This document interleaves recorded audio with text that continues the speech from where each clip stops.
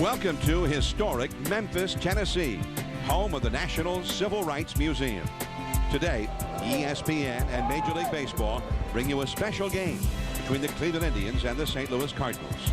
Throughout the day, we'll explore the civil rights movement and its relationship to our nation's national pastime.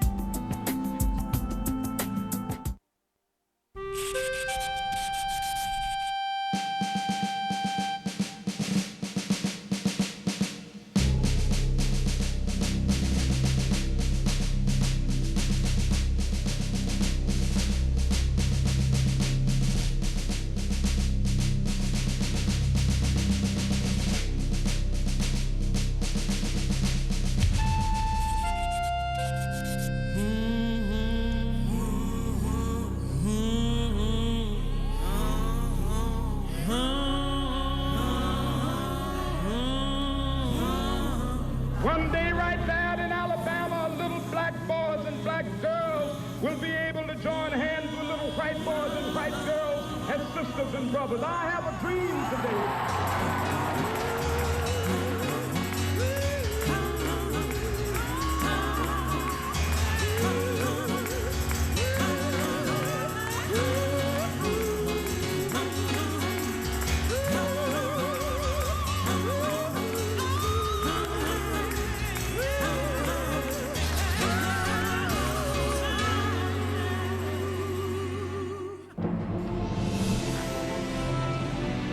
Welcome to ESPN's coverage of the Civil Rights Game, presented by AutoZone.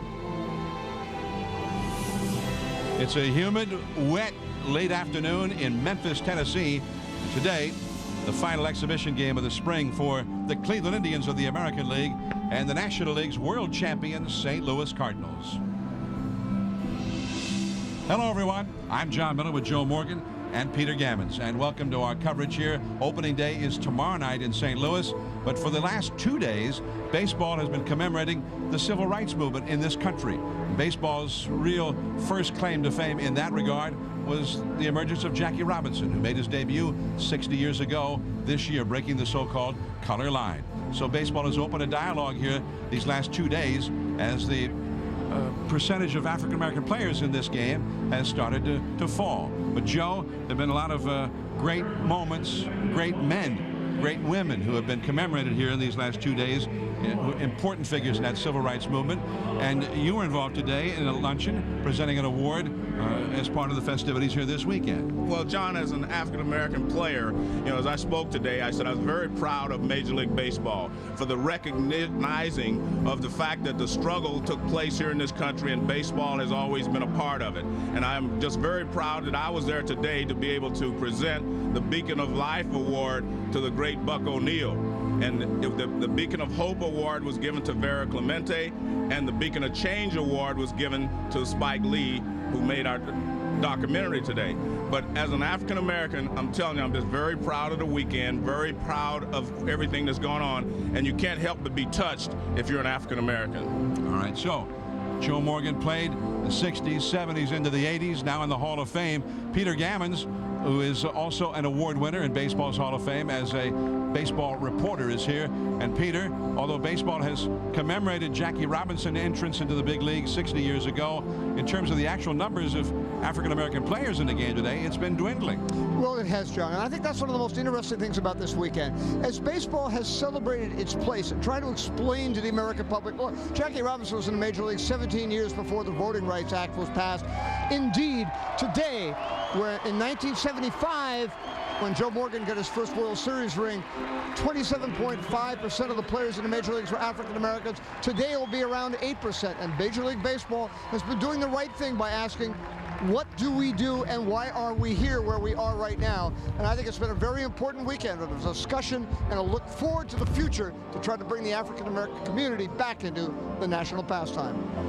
Very interesting comments on both sides of that, and certainly Major League Baseball beginning the dialogue and trying to get that African-American community back into the game. And maybe a year from now we'll look back and say it all started this weekend in Memphis. A little while ago, it looked like we wouldn't have a ball game today. We had heavy rains for much of the afternoon, but the rain has cleared up and we're ready to play. The Cleveland Indians, who last year led the American League in many offensive categories, are right near the top in most, including runs per game, under manager Eric Wedge, and yet had a losing record. Here's their lineup for tonight's ball game. Grady Sizemore, center field. Trot Nixon, the former Red Sox, in right field. Travis Hafner, one of the great American League sluggers, first base. It will be Martinez doing the catching. Then David DeLucci in left field. Johnny Peralta is at shortstop. Andy Marte, third base. Josh Barfield at second base. And Jeremy Sowers is the pitcher. Tony La Russa here with his St. Louis Cardinals. And La Russa's Cardinals, of course, the reigning world champions of Major League Baseball. Let's take a look at the Cardinal batting order for this game. It'll be David Eckstein at shortstop. Preston Wilson in right field. Scott Rowland, rather Albert Pujols at first base. Scott Rowland at third base, hitting cleanup. Yadier Molina, the catcher. Jim Edmonds in center field. So Taguchi, left field. Adam Kennedy at second base, and Adam Wainwright is the starting pitcher. He was the hero in many a game in the postseason last year as a closer, being converted to a starter for this season. Well, there you see Adam Wainwright. He's the guy that was so important to him down the stretch last year, and in winning the playoffs and the World Series. Now they're going to make him a starter. He was the closer in Game 7 of both Game 7s for the playoffs against the Mets, and also the closing game closer against the Detroit Tigers. So they're looking forward to him being a starter this year. He's got all the great stuff. He's got a great overhand curveball, and he's got all the makings of a starter. He was a starter before he was put in that role last year. Grady Sizemore leads off and takes a called strike. We're at AutoZone Park in Memphis, the home of the Memphis Redbirds, the Cardinals AAA affiliate, and one of the great minor league ballparks in the country. That was a check swing and no swing. And John, you made mention of the fact that when I came into Major League Baseball, this would have been one of the nicer Major League ballparks, because before they put all the new stadiums up, this is a great ballpark. That's a high foul and back out of play. They had an exhibition here last night. The Cardinals played their AAA affiliate, the Memphis Redbirds, and had more than 15,000 paid admissions here at AutoZone Ballpark. We are just a few blocks away from the National Civil Rights Museum. That curveball is lifted foul and out of play off to the right. And part of the National Civil Rights Museum is the old Lorraine Motel, which is the place where Martin Luther King was assassinated 39 years ago. And it makes a very powerful experience to tour the Civil Rights Museum, and you end up in the old Lorraine Motel and end up in his room. One away as Eckstein throws out Grady Sizemore. And later in our telecast, we will take you on a tour of the National Civil Rights Museum as part of our coverage here tonight. Tony La Russa and many of his players, many of the Cleveland players had a chance to tour the National Civil Rights Museum, and all described it as being a very powerful experience. Here's Trot Nixon, former Boston right fielder, and he takes a called strike from Adam Wainwright. Wainwright's a hard thrower, and he's got the stuff to be an excellent starting pitcher. But as we found last October, he was a dominating closer. Well, he's got such great stuff. You mentioned great fastball and that great overhand curveball. See, that when you have a curveball like he has, everyone's aware of it, and they're always protecting against it. 1-2 now. Tomorrow night is opening night for Major League Baseball 2007. Joe and I, as we see Dave Winfield, part of the weekend activities here in Memphis. Center field, there's Edmonds, and that is out number 2. Tomorrow night at 8 Eastern, 7 Central, we'll have the New York Mets taking on the St. Louis Cardinals at Busch Stadium. And it will all begin for another year in Major League Baseball. John, there's nothing like opening day. I mean, I'm sure I'll say that again tomorrow, because that's the way I was brought up. That's what I believe in. You always look forward to the first game of the season. The Cardinals will be beginning the season as the world champions of Major League Baseball, as Travis Hafner, the big slugger, takes a called strike. and an unlikely world champion. If you look at the last half of last season, no one felt like they had a chance of winning the world championship. But they played so well down the stretch. Out in right field as part of the shift, and there's Kennedy throwing out Travis Hafner. 3 up, 3 down, an 11-pitch inning. Cardinals are coming up, including Albert Pujols. He'll be batting third. Will return to Memphis. Now the Cardinals against the left-handed Jeremy Sowers, and that's ball one to David Eckstein, the MVP of last October's World Series. Preston Wilson, Albert Pujols to follow. Young fans got a souvenir Major League Baseball. That's called strike. And Jeremy Sowers, Joe, is a guy I think we'll be hearing his name an awful lot these next few years, as Sowers is considered one of the top prospects on this Cleveland staff and in this in the American League. Well, you can tell anytime you have a left-hander and they think he can throw strikes and he has decent stuff, he's going to win.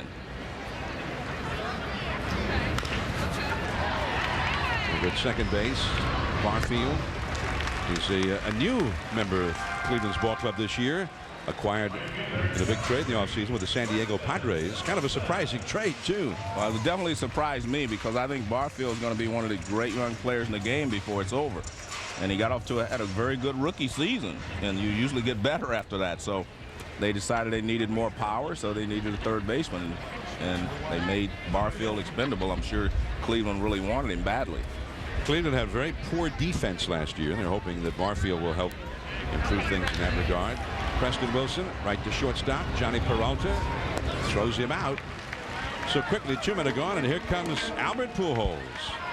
Well, Johnny Peralta was one of those guys that they're talking about defensively is going to have to step up. And when you introduce Albert Pujols, it doesn't matter where you are. Everyone knows who he is. And I don't think there's any doubt to me that right now he's the best player in the game because he's become a very good defensive player to go along with his offense. On the outside for a called strike. And it is 0-1. 2 down, nobody on. And we might see a lot of quick at-bats in this game. The final exhibition of the spring. Cardinals will hop on a charter right after the game and head home to St. Louis for their opener tomorrow night. Jeremy! 1 ball, 1 strike. That's a base hit, and that's Albert Pujols. The ball just sounds louder coming off his bat.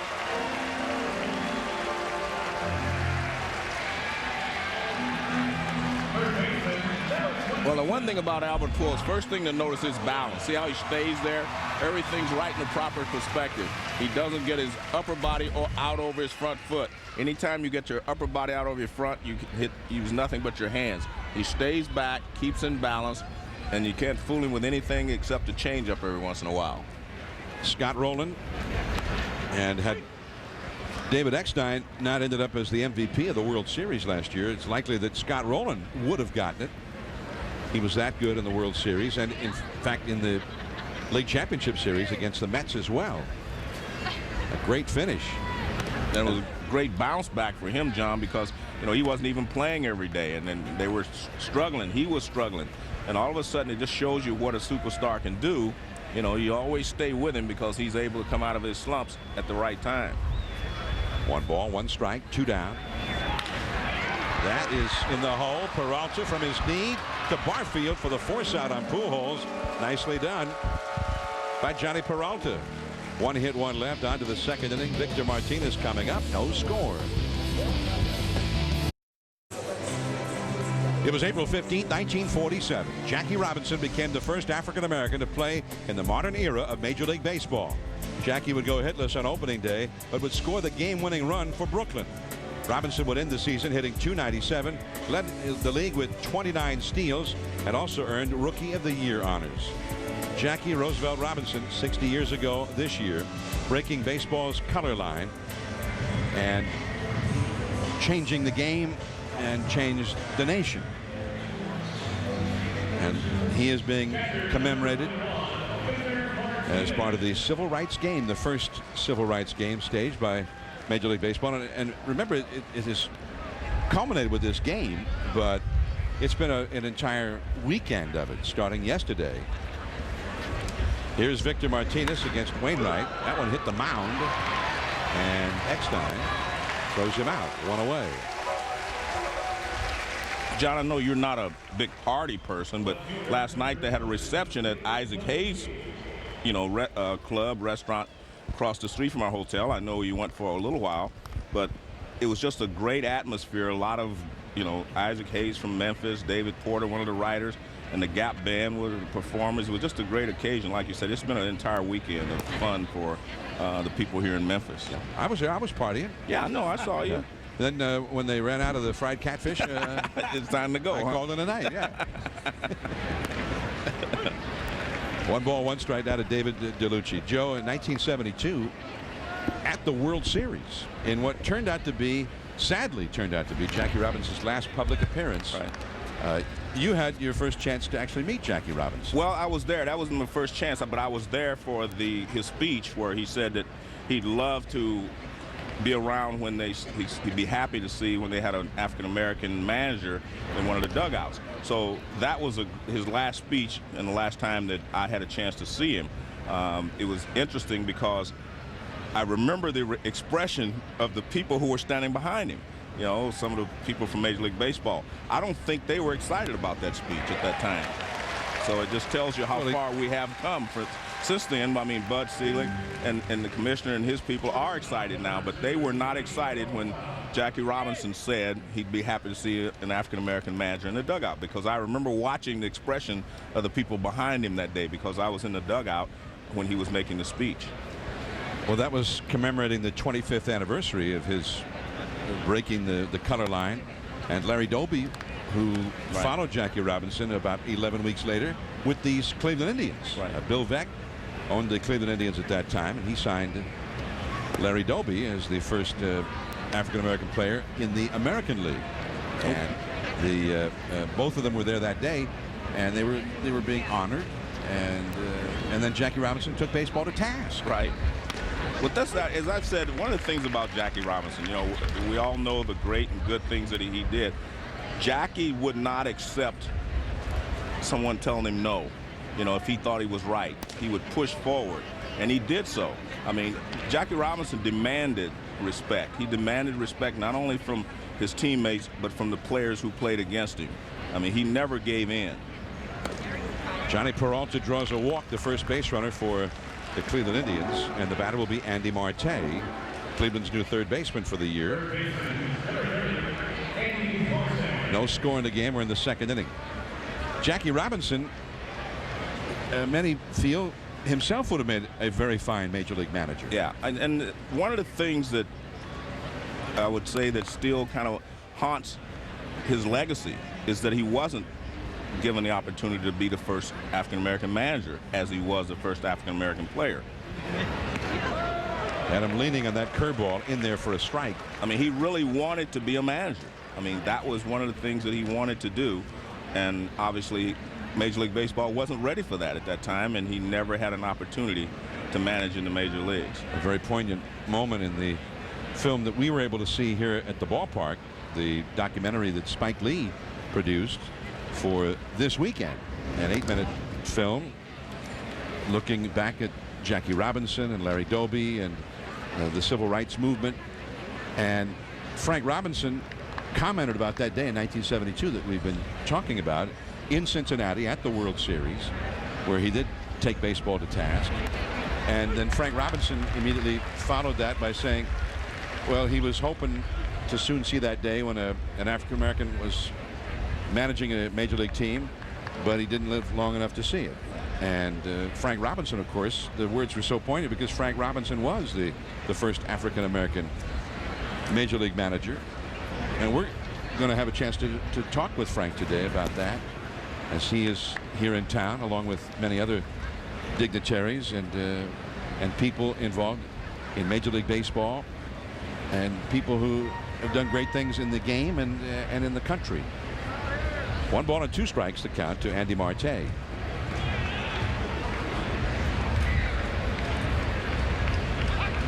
back to the bag is Johnny Peralta. Well, John, one of the great things that happened in my career is I had a chance to play for Frank Robinson. You know, I played for him for 2 years in San Francisco, 1.5, I guess, because we had a strike for 51 days that year in 1981. But I also had a chance to, you know, play for Frank in '82. Going back in right field is Preston Wilson, and the inning is over. Andy Marte retired. Peter Gammons is here with us, and standing by with Peter Gammons, the Commissioner of Baseball, Bud Selig. Peter. Well, Mr. Selig, for all the celebration, one of the things that people in baseball keep bringing up is the fact that when Henry Aaron played for you in Milwaukee, 27.5% of the players in the major leagues were African American. This year it'll be somewhere between 8 and 9%. What goes through your mind about that? Well, it does surprise me, Peter, even in retrospect, because when I think of the late 40s, 50s with Aaron and Mays, and Jackie Robinson, obviously, and Campy, and Bob Gibson later on, and Lou Brock, and Willie Stargell, there's no question that something happened in the late 60s, early 70s. And there was really quite a decline. The electricity that Jackie Robinson brought on April 15, 1947 was unbelievable. And then it just, other sports became bigger, and you know, I've asked 1,000 people, what do they think happened? Nobody really has an answer. But I will tell you this, we're working very hard. We're doing a lot of inner-city programs. Built the academy, as you know, at Compton, which has been remarkably successful. We're going to build a lot of other academies. And we're going to do everything we can to take that 8 or 9% and bring it back up. Because there's no question that something was missing, and the other sports and other things jumped into a gap, and that's why we're down 8 or 9%. But I have confidence that in the next decade you're going to see really remarkably good progress. How important is it for the players, be he Torrey Hunter or CeCe Sabathia or Gary Sheffield or Milton Brett, how important is it for the players to become involved in bringing the game back to the African American Oh, it's very community? important. There's no question. Look, in every way, players are role models. People relate to players. You know, this age-old argument that we're not really role models. Of course they are. They're role models in every way. So for a kid in Chicago or Detroit, the Torrey Hunters, the Gary Sheffielders, the Sheffields, the Milton Bradleys, you can go on and on and on, are the people that they look up to. And what you hope then is they want to become those people in the next generation, just like the people that watched Aaron and Willie Mays and Willie Stargell and so on and so forth, wanted to emulate them. So yes, we need these people to really serve as role models and help us as we work our way back. How confident are you that players are going to cooperate with George Mitchell? When do you think that will be wrapped up? And what do you think the eventual outcome will be? Well, let me say, interesting that Thursday was the 1-year anniversary of my phone call to the senator. And you know I have enormous confidence and respect for the senator, whose career speaks for itself. But what I said to him then, and what I would say to him, Peter, if he was sitting right here, is look, we've taken care of the present, taken care of the future. We have the toughest testing program in American sports. We banned amphetamines, which I think our doctors and trainers will tell you was a huge thing. We're funding a program at UCLA with Dr. Catlin to find a test for the human growth hormone. And we have to stay ahead of the chemists, and nobody understands that better than I do. I understand that this is no time to pat ourselves on the back. But I didn't want anybody, Peter, to say, look, what about the past? What can you learn from it? Are you trying to hide something? I don't know what the senator's report will say. As close of friends as he and I have been over the years, we really have stayed away from each other because we've been working very hard on this project. I told him he can go anywhere he wants. The clubs have now been very cooperative. We had a medical records issue. That's been cleaned up. Now he's about to try to talk to players. It's important that we learn as much as we can. But I don't want him denied access. I want them to, at least what he's done with the report, be able to say, hopefully, that everybody cooperated. 5 years ago, 2002, you were faced with a labor agreement, and you were very concerned about revenue sharing, and you said that spring training that you weren't sure there were 10 teams in baseball that in the spring thought they had a chance. We're about to open a season 5 years later. How much has that changed, and how do you feel about it? It's changed dramatically. I think it's the thing this spring has made me the happiest, and including you, because you're one of my baseball experts. We have more parity, Roselle called it parity, I'll call it competitive ballot, than we've ever had.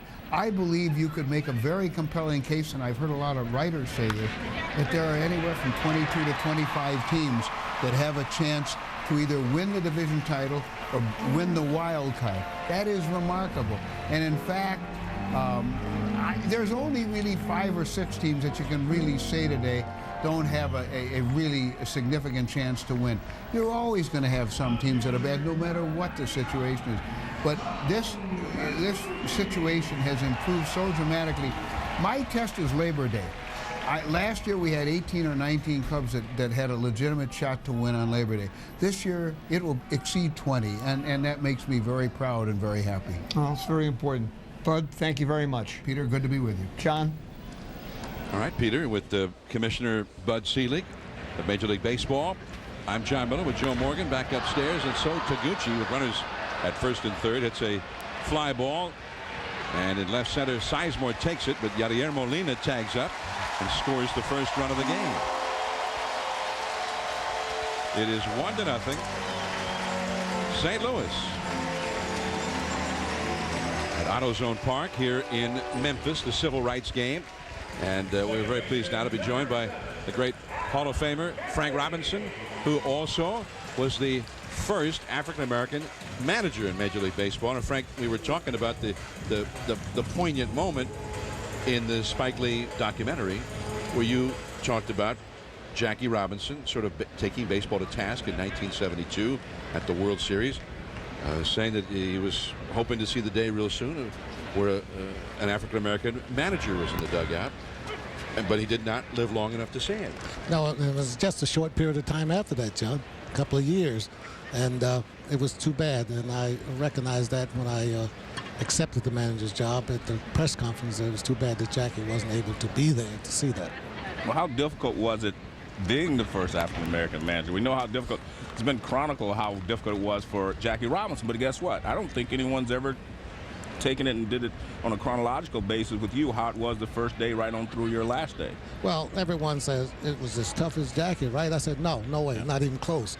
But it was difficult, Joe, because I was under the microscope. Every move I made, people were watching and second guessing and whatever. And trying to be a player manager was even more difficult for me because I didn't get the player, Frank Robinson, ready to play during the course of the season. I told him that from the beginning I was going to manage the ball club, not play. But was that part of the stipulation that you had to play? Oh, absolutely.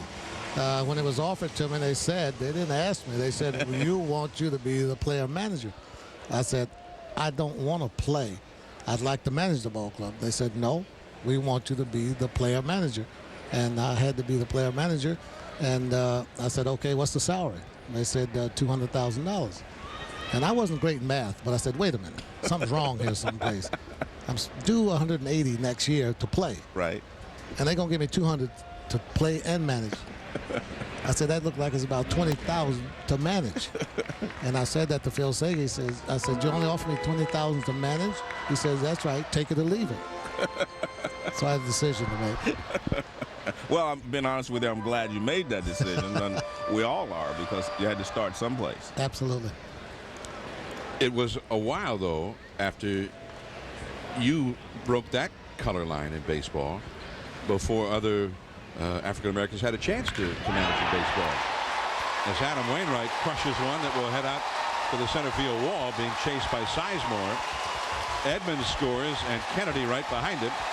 And Adam Wainwright playing some National League ball. The pitcher hits, and he knocks in a pair. The Cardinals lead 3-0. Just goes to show you, anyone walks up to home plate with a bat in the hand, it's dangerous. See, that's the manager in him talking. You know what I mean? Can't relax. But they don't agree with that in the American League. They don't let the pitcher bat. Not dangerous enough, apparently, for the American League.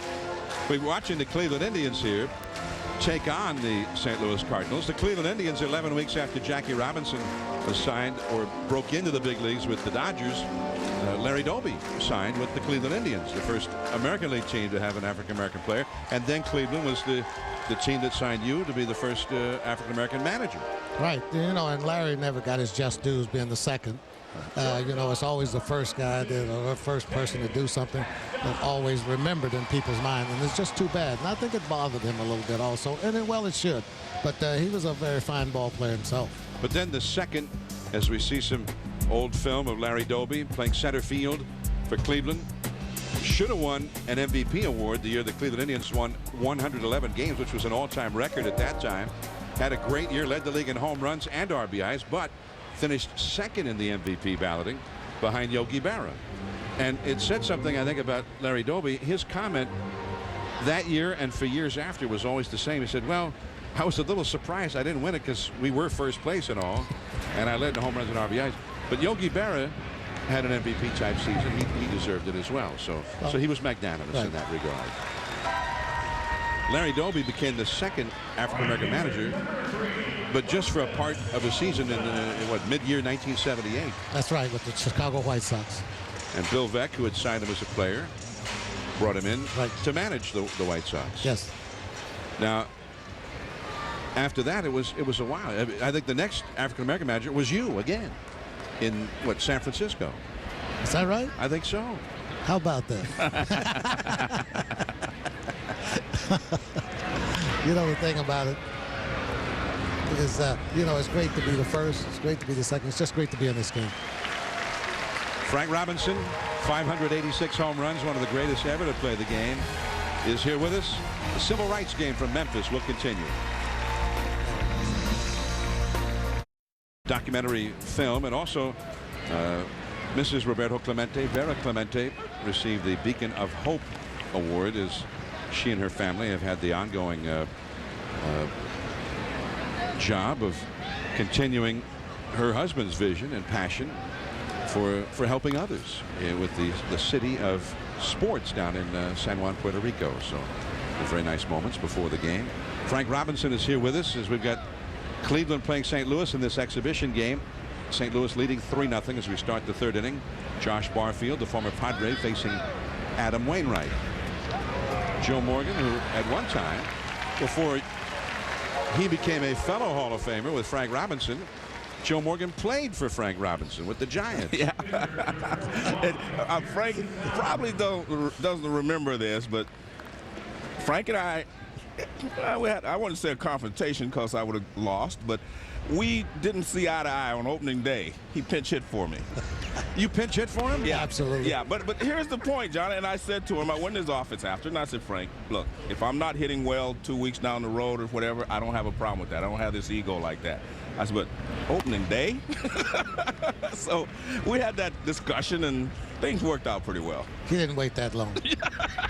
In the dugout, he says, Frank, we've got to talk.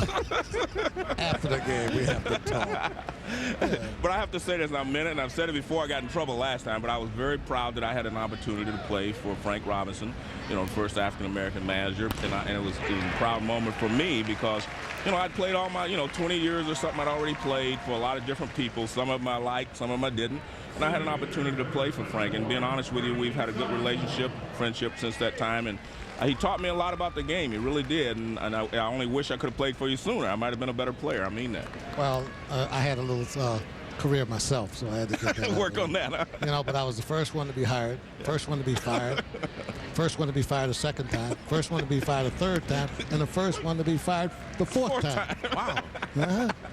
Speaking of strikes. That's right. Yes. But they're not going to get me the fifth.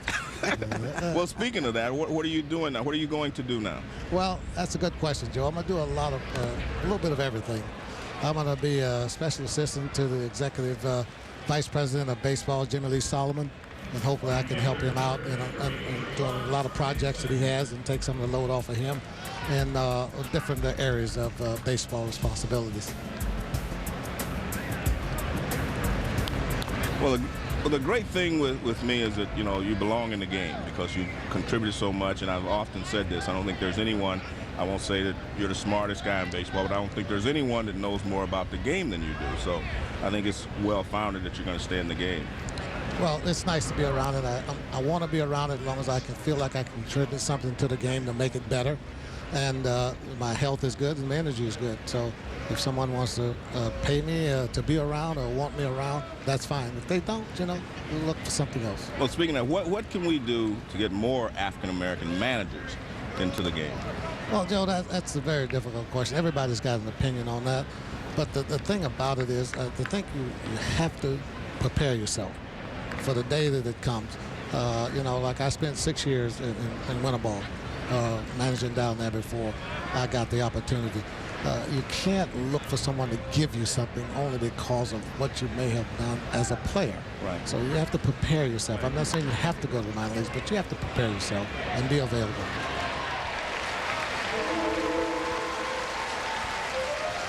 The inning is over. The force out, and Frank Robinson, Hall of Famer, first African-American manager on Civil Rights Weekend here in Memphis. Frank, thank you very much. Thank you, Joe. Always a pleasure. Thanks, Joe. Good to see you.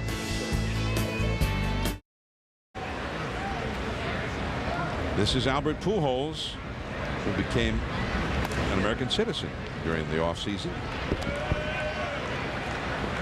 Albert, originally from the Dominican Republic, one of the greats in the great American game.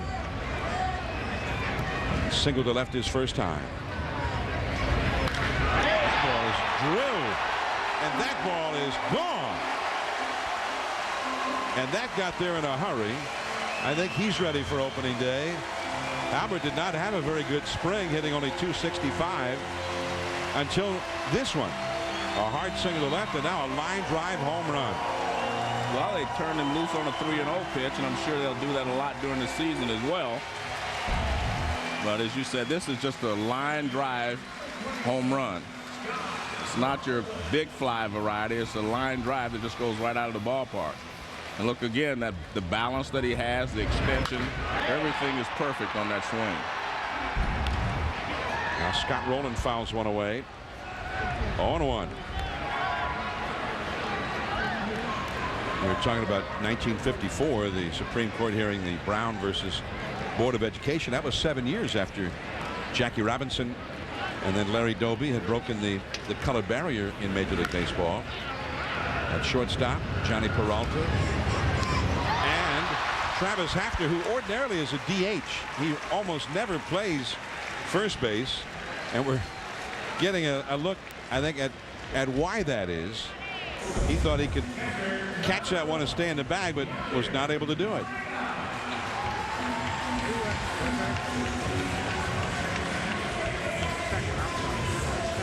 Well, you can see the ball was a little bit toward the home plate side. He tried to stay on the bag, he just hadn't catch it, but he wasn't able to do so. They give an error to the shortstop.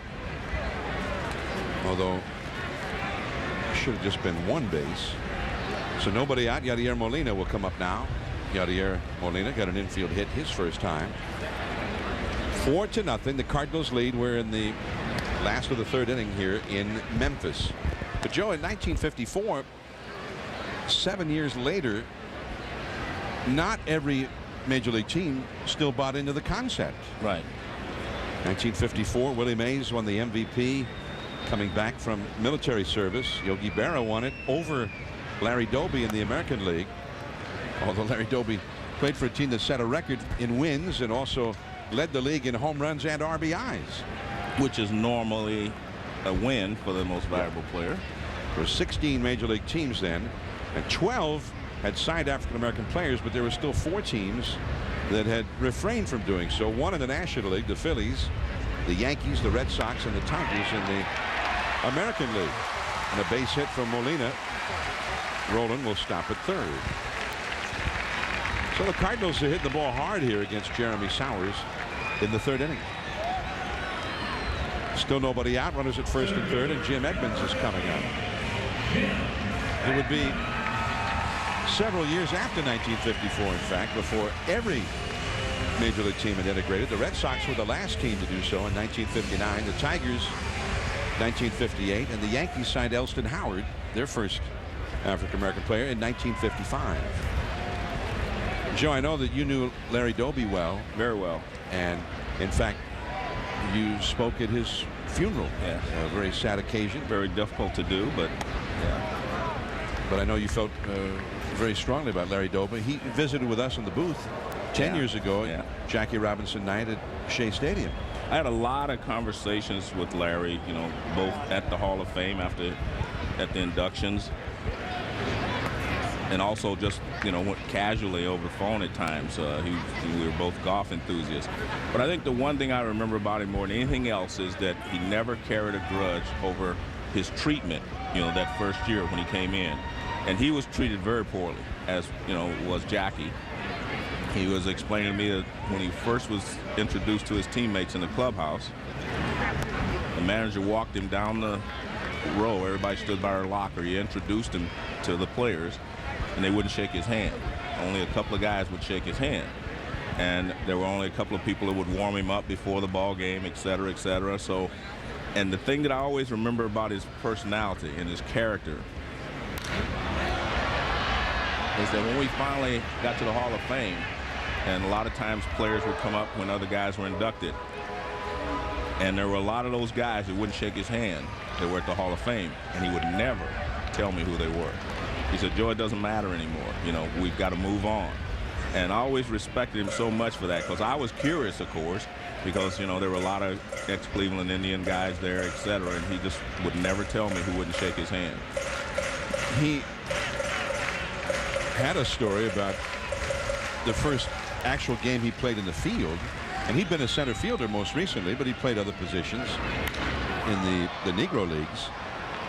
And all of a sudden, the manager, I think the manager was Lou Boudreau, right, a player manager at that time, and a future Hall of Famer himself. And he went up to Larry Doby and said, "You're playing first base, second game of this doubleheader." Well, Doby didn't have a first baseman's glove. Right. Well, nobody would give him a glove. I know. And he finally went over to the visiting clubhouse. I think they're playing the White Sox. And one of the first basemen over there loaned him their glove. And that's the glove he used. None of his teammates would give him a glove. That's why I say to you, you know, in a lot of ways, his situation was as difficult as Jackie's, if not more, because, you know, Jackie did have some support. You know, namely, you know, the Pee Wee Reeses of the world and so forth. But Larry didn't have a lot of support, and he was basically on his own. The world wasn't watching Larry. They were watching Jackie Robinson.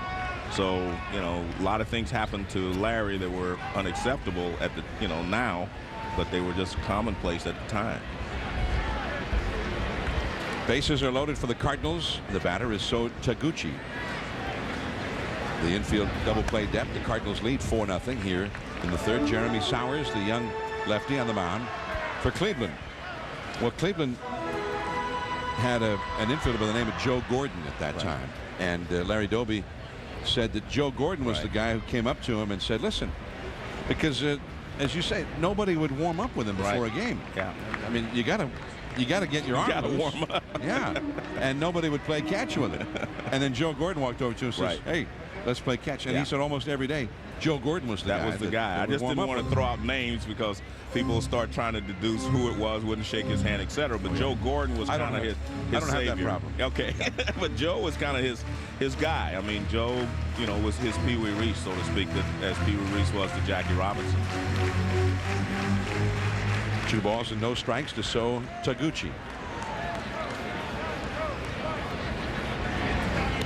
And 3-0. Well, the day that Jackie Robinson was inducted into baseball's Hall of Fame, Martin Luther King made a statement that day about Jackie Robinson, and he said, back in the days when integration wasn't fashionable, he underwent the trauma and the humiliation of loneliness. And that's a strike, which comes from being a pilgrim, walking the lonesome byways toward the high road of freedom. He was a sit-inner before sit-ins, a freedom rider before freedom rides. That's pretty apt description, I would say. 3-1 the count. Right center field. And Trot Nixon tagging at third. Coming in to score is Scott Rowland, also moving up. Yadier Molina taking third base. Sacrifice fly, the second of the game for Taguchi, and it is 5-0 St. Louis.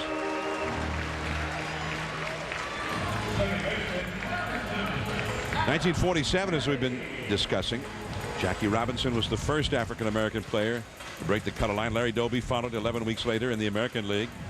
First African-American pitcher, 1947, Dan Bankhead with the Dodgers. In the American League, Bill Veeck again brought in Satchel Paige, although Satchel Paige was in his 40s at least by that time. But he helped them, pitching mostly as a relief pitcher, but sometimes even making starts at an advanced age. Satchel Paige helped them to the World Series that year. You know, the interesting one there for me was Bill Lucas, you know, for the Atlanta Braves. He was the first African-American general manager. And I think that was, you know, that's kind of that shows the evolution that we've gone through. Player, because pitcher was, they didn't like a lot of pitchers in those days either, you know. They wanted all players, and Dan Bankhead and, of course, Satchel Paige, you know, broke that barrier. You see Bill Lucas, the first general manager, 1976, the year after Frank Robinson became the first manager. Emmett Ashford. How about Emmett? And he was a showman. Wasn't he? He was a showman. You're exactly right. 0-2 the count to Adam Kennedy. Runners at first and third, 1 out. That is DeLucci, and nobody's moving up. DeLucci hits the cutoff man with the throw. So 2 men are gone, and Adam Wainwright, the pitcher, will come up. He launched a 2-run double his first time to center field. 5-0 on Civil Rights Day game here in Memphis, Tennessee, or the Civil Rights Game, they're calling it. So Adam Wainwright will stand in. The big question about the Cardinals this year was their starting pitching. They had to find 3 new starters since they won the World Series last year. And yet they're starting pitching. They're pitching just all together. Starters, relievers, they've all been sensational this spring. They had a 2.34 team ERA in the spring, which is very unusual. So your team pitched that well in the spring. I agree, especially with the wind blowing out in some of the stadiums in Florida. Opening night tomorrow night at Busch Stadium in St. Louis. And Chris Carpenter, one of the best pitchers in the National League, one of the best in the game, won the Cy Young 2 years ago. He'll be going for the Cardinals. And Tom Glavine, just 10 wins shy of 300 wins, will be going for Willie Randolph's New York Mets. You see the new rotation. They've added Kit Wells. Braden Looper, a career-long reliever, is in the rotation now. Adam Wainwright, who's standing there at the plate, he was the closer in the postseason last year, who did so well. He's been moved into the rotation. John, I do have to say this, though. When you have to replace 3 starters, it's not going to be easy. If you, in most cases, only one of those 3 will work out for you. So, and I know they're pitching great now, but it's a long season. And if you haven't been a starter on a consistent basis or pitching a lot of innings, as it starts, the summer comes, it starts to build up on you, that's when I think they're going to have problems. So it's very difficult to replace that much of a starting rotation and be really successful. Sowers, in his final tune-up of the spring, walks Wainwright. The bases are again loaded. 2 runs are in here, and the batter will be David Eckstein, the 8th hitter of the inning. And Cleveland is going to send Carl Willis, the pitching coach, out to the mound, number 51, to chat with young Jeremy Sowers. 5-0, St. Louis leading Cleveland here in the 3rd inning. Well, with a guy like Braden Looper, right, he's always been a reliever. He's pitching 70, maybe 80 innings in a season. They're going to be asking him to pitch 200 innings. And once he gets over around 120, there will be a difference. But I mean, they don't have. I don't think they have a lot of options, and you know they're trying to make the best of the bad situation because they lost the starters, and they'll just have to wait and see what happens. But I guarantee you, it's going to be very difficult to have any of those guys pitch 130 innings, 140 innings during the season. Even Wainwright, because he was a starter in the minor leagues, but in the minor leagues you do not pitch that many innings either. So, you know, we'll just have to wait and see. The Cleveland bullpen is getting busy now, as Jeremy Sowers is not only just getting his work in here today, he's getting worked over by the Cardinals. Bases loaded, 2 down. Eckstein has grounded out twice in this one, and that's too low for ball 1. 5-0. The Cardinals are leading here. They got 3 runs in the second and 2 so far here in the third against Sowers. But we're speaking of the Cardinals and the problems they're having. The Mets, who played them for the National League Championship last year, they're having problems as well with their starting pitching. So they're going to have a new starter. So it's going to be a little difficult for everybody in that division. They had to replace much of their rotation during the season last year, which may be the principal reason that they did not go to the World Series and were beaten by the Cardinals. And they're starting the year with that this year. 2 real experienced starters, and then it's kind of a scramble after that. Well, that's it for Eckstein, who's 0 for 3 in this one. 5-0 Cardinals as we head to the 4th inning. Travis Hafner, the slugger, coming up.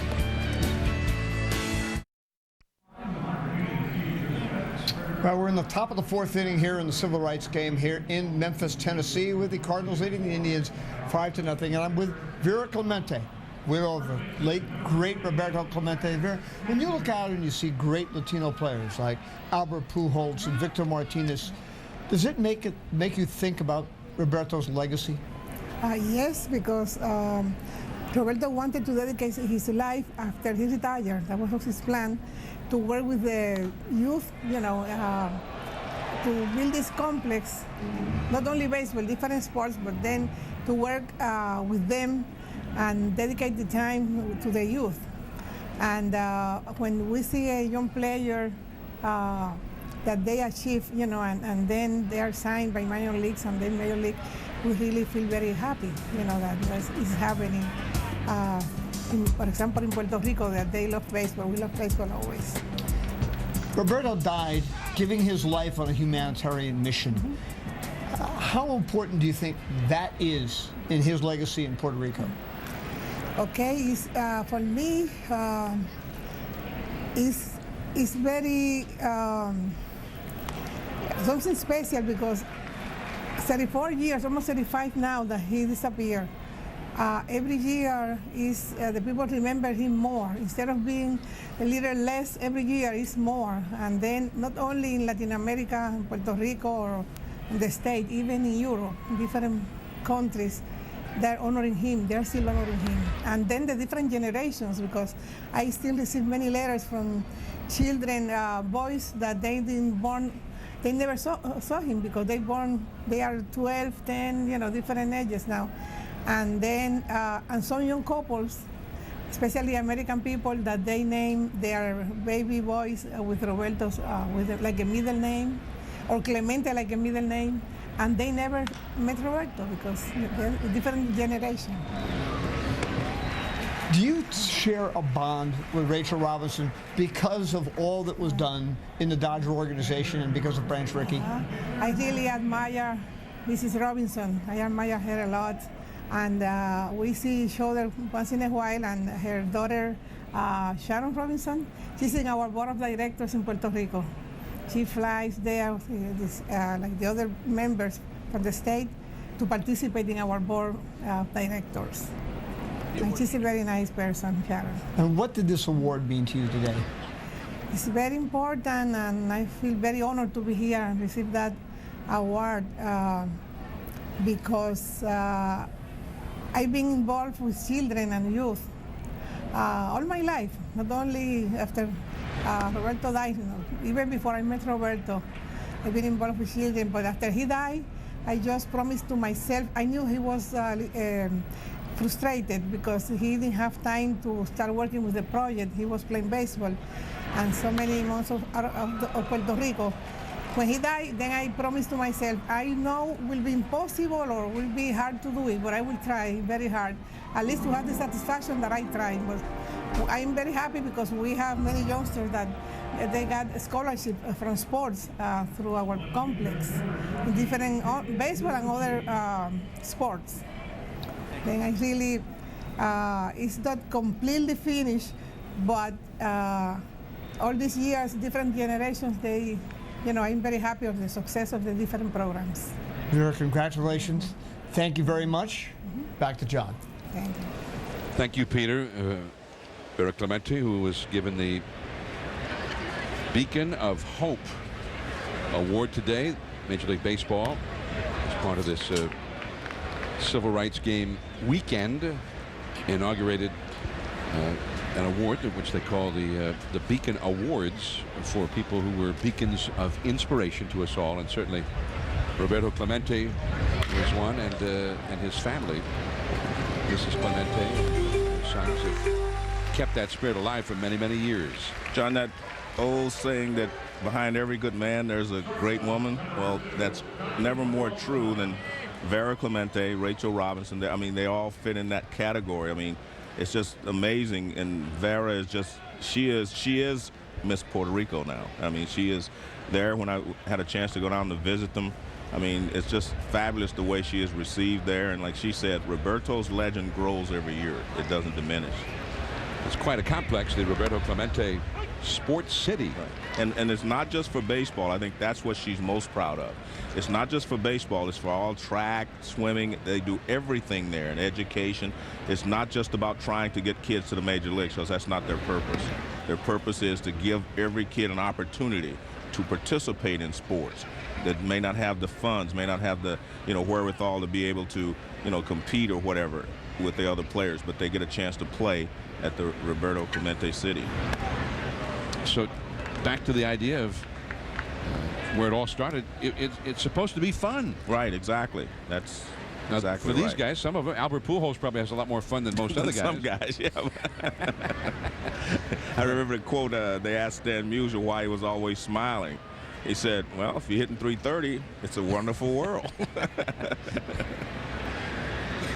It's pretty wonderful being one of the greatest players who ever lived. Exactly. And that brings me to another point I wanted to make. You were talking about, Jackie Robinson, his first day, and all those things that led up to him going 0 for 4 on that first day. And I was told a story years ago about the petition was put out there to try to keep the players from playing against Jackie Robinson. And they wanted him to sign that petition. And I remember one of the guys who were there, they told me that when that thing got to Stan Musial's locker, he told him to get out of here and get it away from here. Yeah. But that's all it took, though, John. See, Stan Musial said, get it away. That was the end of it. And sometimes you have to have guys speak up. And I've said this before, leaders do that. And obviously Stan Musial was a great person, and he helped, pave the way for Jackie as well. Runners at first and third. Andy Marte, the Cleveland third baseman, batting with 2 down against Adam Wainwright. 5-0. The Cardinals lead here in the 4th inning. I'm John Miller with Joe Morgan and Peter Gammons, coming to you from AutoZone Park in Memphis, Tennessee. And we'll get this 2007 Major League season started in earnest tomorrow night. And we'll harken back to October, the League Championship Series. Hard fought, tight and tense right to the final out, when the Cardinals won Game 7 over the Mets to get themselves to the World Series. A bitter disappointment for the Mets, and a lot of people feel the Mets will be the team to beat this year. Tom Glavine on the mound tomorrow night against Chris Carpenter. We'll have it at 8 Eastern, 7 Central on ESPN 2 tomorrow night. Most of the teams will then begin the season on Monday and some on Tuesday. The one game to start it all tomorrow night right here on ESPN 2. 1-2 the count, and a little bloop into right field. That's going to be a base hit, and Cleveland has a run. Andy Marte knocks in the run, and it is 5-1 St. Louis.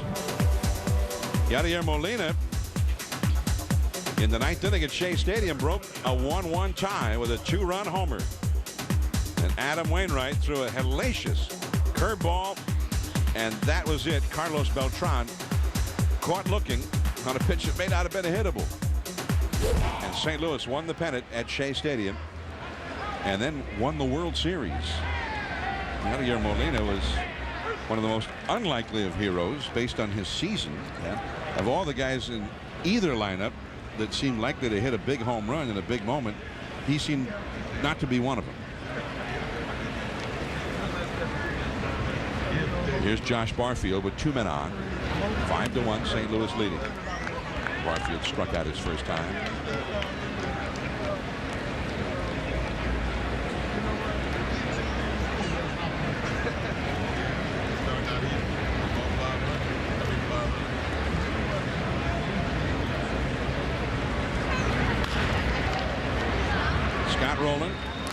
second base. The force out with Kennedy covering on Marte. 5-1 Cardinals after 3.5. It's the Civil Rights Game here in Memphis, Tennessee. The St. Louis Cardinals and the Cleveland Indians. Jeremy Sowers on the mound, and he throws a called strike to Preston Wilson. Albert Pujols is on deck. One of the all-time Cardinal greats has stopped by the booth with us. A Hall of Famer, just one of the all-time greats, whether he was a Cardinal or not. And Lou Brock, welcome to the telecast. Well, thank you, John. Good to be here. Now, Joe, you see Joe all the time, I guess, up in Cooperstown. You rub elbows, rub shoulders up there in the Hall of Fame, your fellow Hall of Famers. Well, of course, Joe most of the time has the microphone giving us instruction. and then suddenly we voted on something. So Joe is the guy who takes charge of it. Yeah, but guess what? When we don't put anybody in the Hall of Fame, I take the heat, not you guys. Well, we take it too. You just have to be visible. Okay. Yeah. Well, Lou, you were a Cub. I mean, how is it that the Cubs thought that you just didn't have it, and they traded you to the Cardinals? Well, Joe was there at the time we played against each other. He knew that and saw me play with the Cubs. I would have traded me too, John. I really was going bad as a Cub. I never had a good year. And the fact is that coming through college and minor league ball, I hit 300 everywhere I had gone. And I got to the big league and hitting 250. I thought I was a failure. Well, but not only that, though, they got a pretty good pitcher for you. They didn't just give you away. No, of course they didn't. In fact, we didn't even have a manager. That's the time the Cub was experimenting with the 14-man coaching staff. They had the College of Coaches. College of Coaches. That's how I came to the big leagues. So that didn't work out that well. What was that, in effect, a new manager every few weeks, or what? Similar to every few weeks. There were managers who took over the ball club and they said, you're going to play for me. And there was others who took over and said, I want to win, so you're on the bench. So, I mean, they were honest with it, but for a young kid, that was very hard to settle in and to find yourself. Well, you seem to find yourself in St. Louis. Well, it was a different story. I got there, and they said, we got you because we want you. Wow, that was the first time somebody ever said that. So they validated me as a ball player, and so I decided that, not decided, but it's history of having that things began to work out quite well. They left me on my own, gave me the stolen base responsibility. I had to wrestle away from Bob Uecker, who wanted it as well, because the manager had said one day, we're going to have a base stealer. And Uecker said, I'll be it. So I got to be nominated for the base stealer. So you beat out Bob Uecker. Right, I beat out Bob Uecker. So that's the heretofore unknown story. Right. Yeah. All right, now Lou Brock is with us, and we've got two of the greatest base stealers right here in this booth. I mean, you and Joe Morgan. But you guys have different styles. I'm gonna wait. I'm gonna hope that one of these days we get him on air again, where we have a lot of time, because I would like to talk to him about that. And we never have, actually. No. We had his own style, I had mine, and we would do that. But, I'll save that for another day. But I wanted to ask you a question about, as John just pointed out, 1963, the Martin Luther King speech. What did that mean to you? I know what it meant to me as an African-American, but what happened? What did that event mean to you? Well, again, that was a continuation where it has taken place. We had saw the beginning that had no ending. And by that, I mean that we were continuing to establish ourselves as a people in America and to become validated as human beings, and most of all as men. We were recognized as black men, but we were really never validated until 1964. So I think that was a continuation. Nobody saw it coming. The man got up that day very anointed. And that's why most people heard that speech that day, although he may have said it many times, but that was the day he was called to do. Good point. Very well spoken. So, in fact, Brock, Lou is preaching the gospel a little bit now. I meant to tell you that. Oh, I'm sorry, John. Yeah, I've been ordained as a minister, so I know. And somewhere along the line, we need to have our foundation based upon something. And mine happened to be based upon the Bible. So like a lot of people who are out there in the world, it's going to be based upon something. So I just chose something that has been around for a long time. Well, and Martin Luther King. Yeah. That was the same foundation on which he walked. established, yeah, right. Yeah. So Yeah. the Reverend Martin Luther King. So. Yeah, absolutely. And he had a lot of followers. People could hear him simply because he was anointed. And again, anointed means that people could hear you speak, and normally they're not even listening to you, but they can hear everything you say. That's how the words are. A pinch runner in there for Albert Pujols, as you saw. Now Scott Rowland gets a base hit, and we've got Lou Brock here with us. So Lou, you're an ordained minister now. Correct. And do you have a church, or No, how does this work? Do not.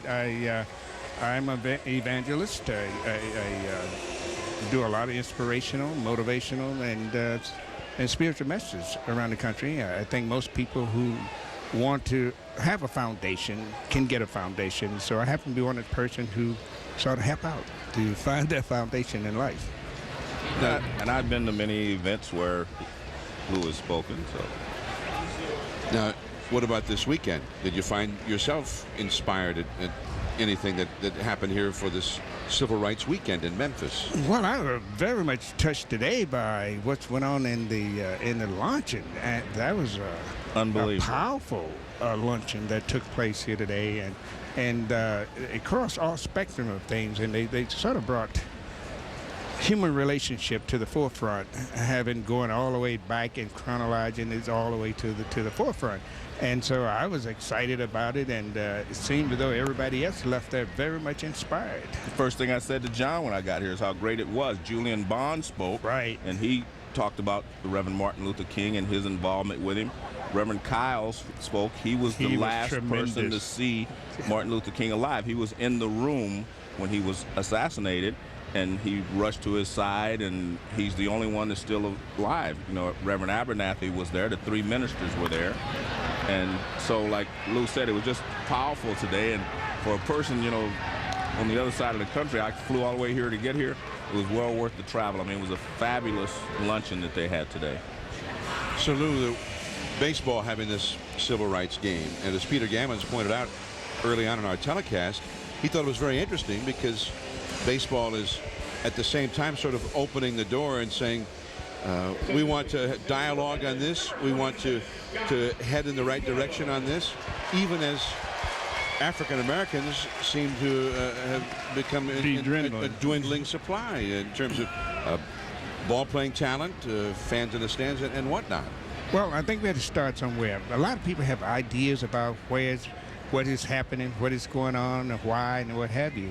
But nobody really stopped to say, where did we start this engine again? Where did we start up again? Baseball took the position we start up in Memphis, Tennessee, in the Civil Rights Museum in itself. So I commend them for their boldness to do such a thing, because you had to start somewhere. There's too many ideas out there floating around, and yet nobody had a solution. And that's, I like the way you put that, the boldness of it. Right. As the philosopher once said, be bold and mighty forces will come to your aid. Absolutely. Started this weekend. Excellent point. Memphis, Tennessee. Lou Brock is here with us. 5-1, the Cardinals leading Cleveland. They've played 4 innings in Memphis.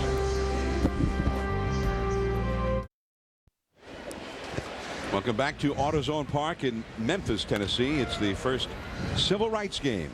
Major League Baseball coming to Memphis for the weekend. And the Cleveland Indians taking on the St. Louis Cardinals. Cleveland batting here in the 5th inning. And a pinch hitter here is Mike Rouse, and he blasts one against Wainwright over the head of the new right fielder. And that is Skip Schumacher, who had been the pinch runner for Albert Pujols. Several changes in the Cardinals lineup, by the way, as Rouse is into second with a double. The 3rd hit of the game for Cleveland. Schumacher now in right. Taguchi is in center. Jim Edmonds is out. John Rodriguez goes into left field, replacing Taguchi, who's moved to center. Spezio is now at first with Pujols out. And Aaron Miles replaces David Eckstein at shortstop. So there you go. Changes. Spring training. It's still a spring training game here. The season opens tomorrow. Now, Jason Michaels is the hitter for Cleveland rather than Grady Sizemore. We're in the 5th inning, and we're very pleased to be joined by the Hall of Famer, the Reverend Lou Brock. And Lou, we were talking before about Buck O'Neil, and he was honored today. And I mentioned the fact at the luncheon that he signed you. When did you first meet Buck? I met Buck O'Neil when I was a 19-year-old kid at Southern University, my second year. And Buck was scouting in that area. He thought I had some talent, but he also knew that I needed some help. So once in a while, John and Joe, Buck would take me out to dinner. And he said, listen, kid, the meat is not raw, it's rare. And your forks are on this side, knives on that side. And I said, why are you telling me all of this? And he said, one day you just might play big league ball. And I can, if you know Buck O'Neil, right, you can feel that. Right. Yeah, I can feel it because it was just so funny because it kind of reminds me of a lot of things I heard him say, Well, Buck O'Neil came to the big league simply because I was having trouble with the Cubs, and they brought Buck up because he knew me so well. And in fact, I named one of my sons after Buck O'Neil, Emery O'Neil. Nice play by Scott Rowland, yeah, the Gold Glover, to get Jason Michaels one away. And so I was the only Major League ball player that had a person in my room that most of the other guys were saying, your father's with you now. So with the Cubs, they always said when Buck and I roomed together, you got your father with you now, so you ought to be able to play baseball. But he was a wonderful person, and he was a man that never met a stranger. Buck O'Neil. There's a new book out about Buck O'Neil. Joe Posnanski, the fine columnist in Kansas City, was with Buck for almost a year and traveled with him, and wherever Buck went, public appearances. And he went on a radio show in New York with one of these kind of a shock jock type play, and the guy started attacking Buck and attacking Jackie Robinson. Right. And Buck sort of took offense to this and defended Jackie Robinson. He got a little irritated with this guy, and he's leaving the building, and Posnanski writes, he said you could see that Buck was a little irritated still and kind of shaken up a little bit. And there was a young woman in the lobby of this building, and Buck walked over to her, introduced himself, and said, my name is Buck O'Neil. I'm 92 years old, and I really, right now, I need a hug. And the woman looked at him for a moment, and she looked into his eyes because he had those very kind eyes. Right, of course. And she said, all right. And she gave him a hug, and he said, thank you very much. That's just what they needed. To have a great day. And out they went. That's vintage Buck O'Neil. That is him. That was him. Even at that age, I played on some golf tournament with Buck, and he could still hit the ball down the fairway straight away, and he would always look at the rest of us and challenge us, and probably did the same thing to you, Joe. Yeah. Let me see you beat that. Now, can you Hall of Famers somehow find a doorway through which you can get Buck O'Neil into the Hall of Fame? Well, I think it's going to be extremely tough, but by the same token, if there is a way, we'll find it. I think we would all like to see Buck O'Neil in. I think he deserved to be in and validated so as a Hall of Famer, because this man he did a lot of things on behalf of baseball. Definitely. Casey Blake, by the way, who has entered the ball game, and he just got a walk, and now Victor Martinez comes up. Runners at first and third with 2 down here in the 5th inning against Adam Wainwright. The interesting thing is that Buck O'Neil's the one that kept the legacy of the Negro Leagues alive all these years.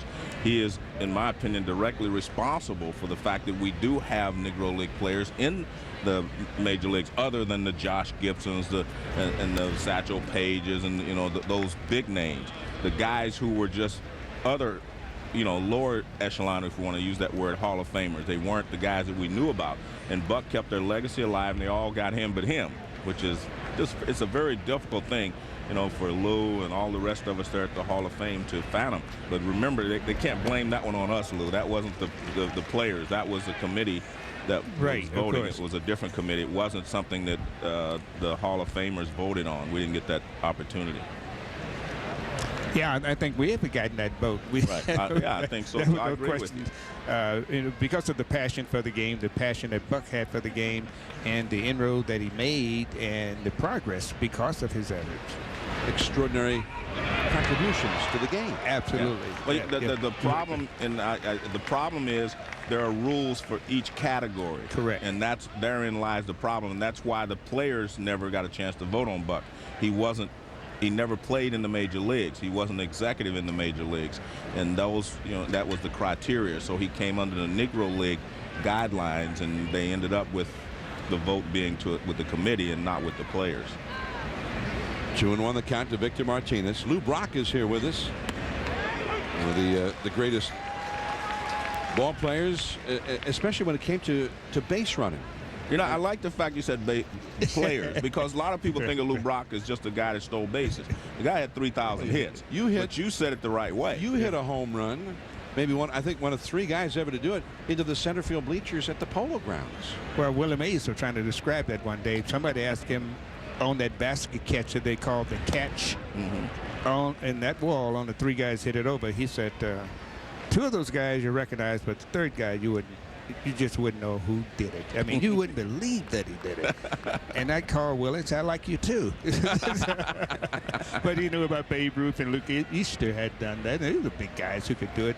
But I had a high curveball that day from Al Jackson. He hung a curveball and chopped down on it, and the ball traveled about 500 feet. Well, it had to, or it wouldn't have been a home run. What a catch in center field by Sotaguchi. Lou Brock used to catch him like that. Oh, yeah, once in a while. Lou Brock. Thank you very much, Hall of Famer. Many Thank you, John. Thank you, Joe. The Hall will be back in Memphis.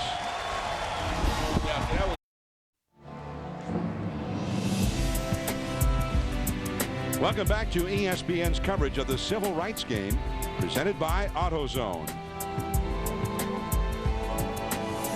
We're in Memphis, Tennessee at AutoZone Park. 5-1, the Cardinals are leading as we go to the last of the 5th inning. And now let's go down to Peter Gammons with a special guest. Well, John, I'm here with C.C. Sabathia, the Indians' star pitcher. C.C., you weren't born when so much went on here in Memphis and Reverend King died, but you went to the Civil Rights Museum. What was your take on it? It was a humbling experience. You know, I'm just glad I got a chance to be able to walk through there and experience it. The thing that was really trippy for me was just looking at the dates. Like, you know, it wasn't that long ago that this was a different country.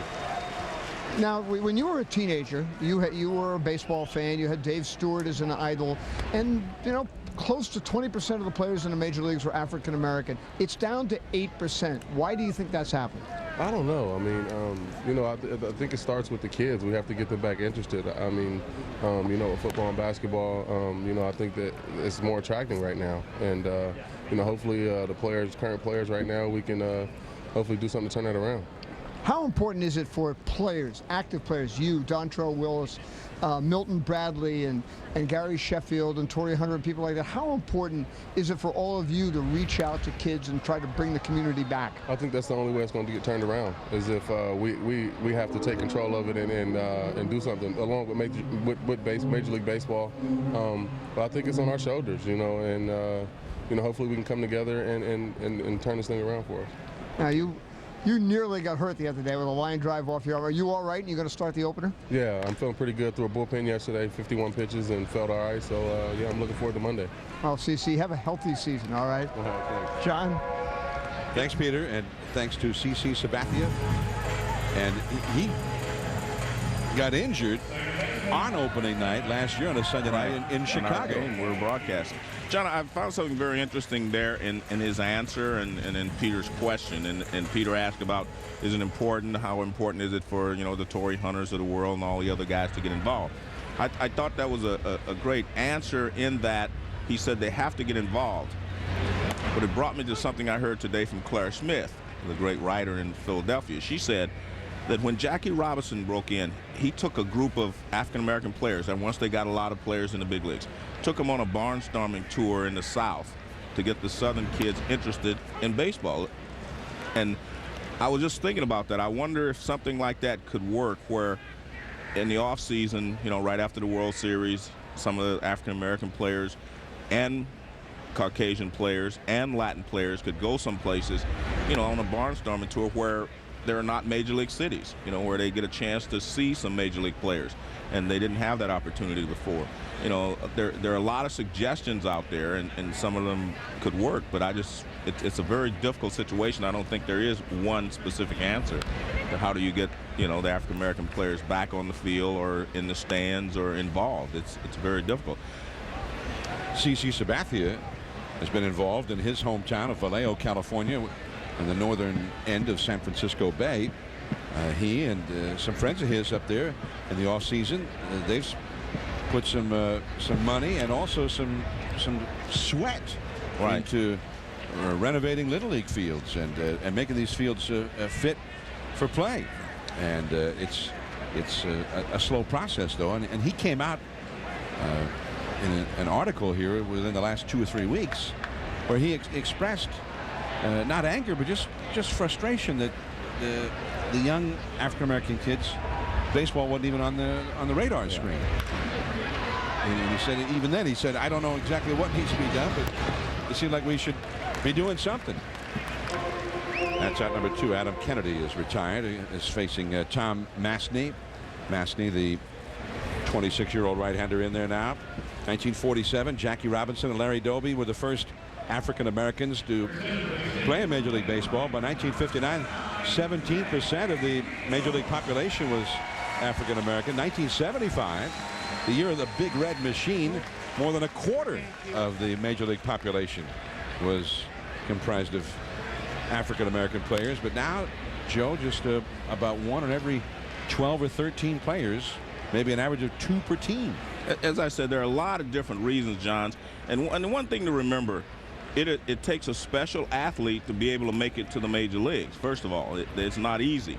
It's not just a good player. You have to be a special player. And a lot of those special players now are going to other sports, whether it be basketball, football. You know, some of those special players are going elsewhere. Whereas in the past, all those special players came to Major League Baseball or came into baseball, but that's not the case anymore. So as I said, there are a lot of different reasons. Rick Ankiel, former Cardinal pitcher, was trying to work his way back to the big leagues as an outfielder.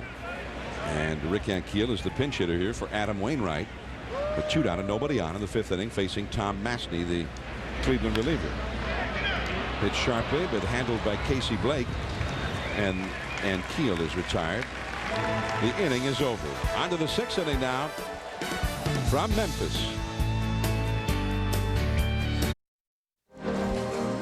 Cardinals 5, Cleveland 1, as we head to the top of the 6th inning at AutoZone Park in Memphis.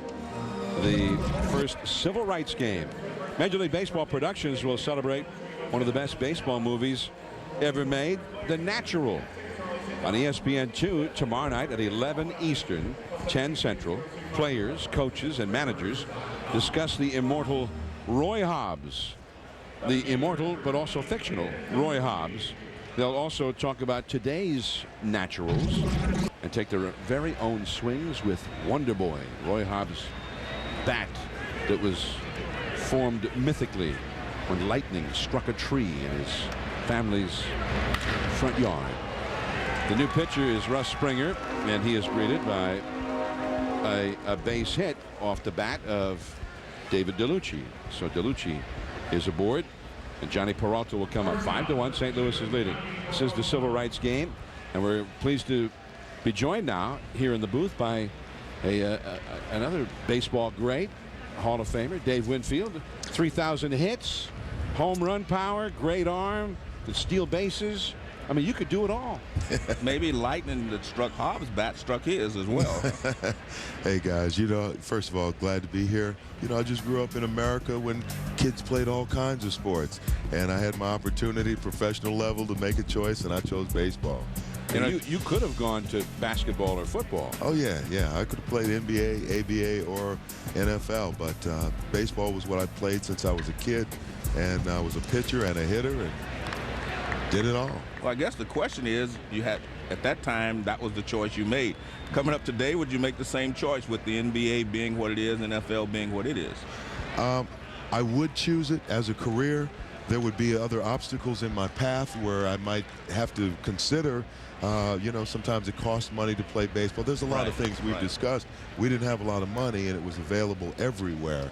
And so it's not available everywhere, so if I didn't see it immediately, I might make another choice. But I enjoyed it as a professional career, getting me through college and all those things. You see some of Dave Winfield's numbers, some of the particulars as to why he's in the Hall of Fame.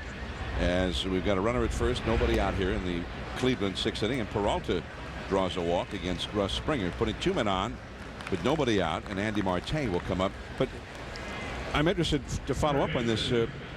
Baseball and the equipment to play was everywhere when you were a kid. Correct. Well, what's changed? Well, it was the #1 sport in America. Boxing was probably #2.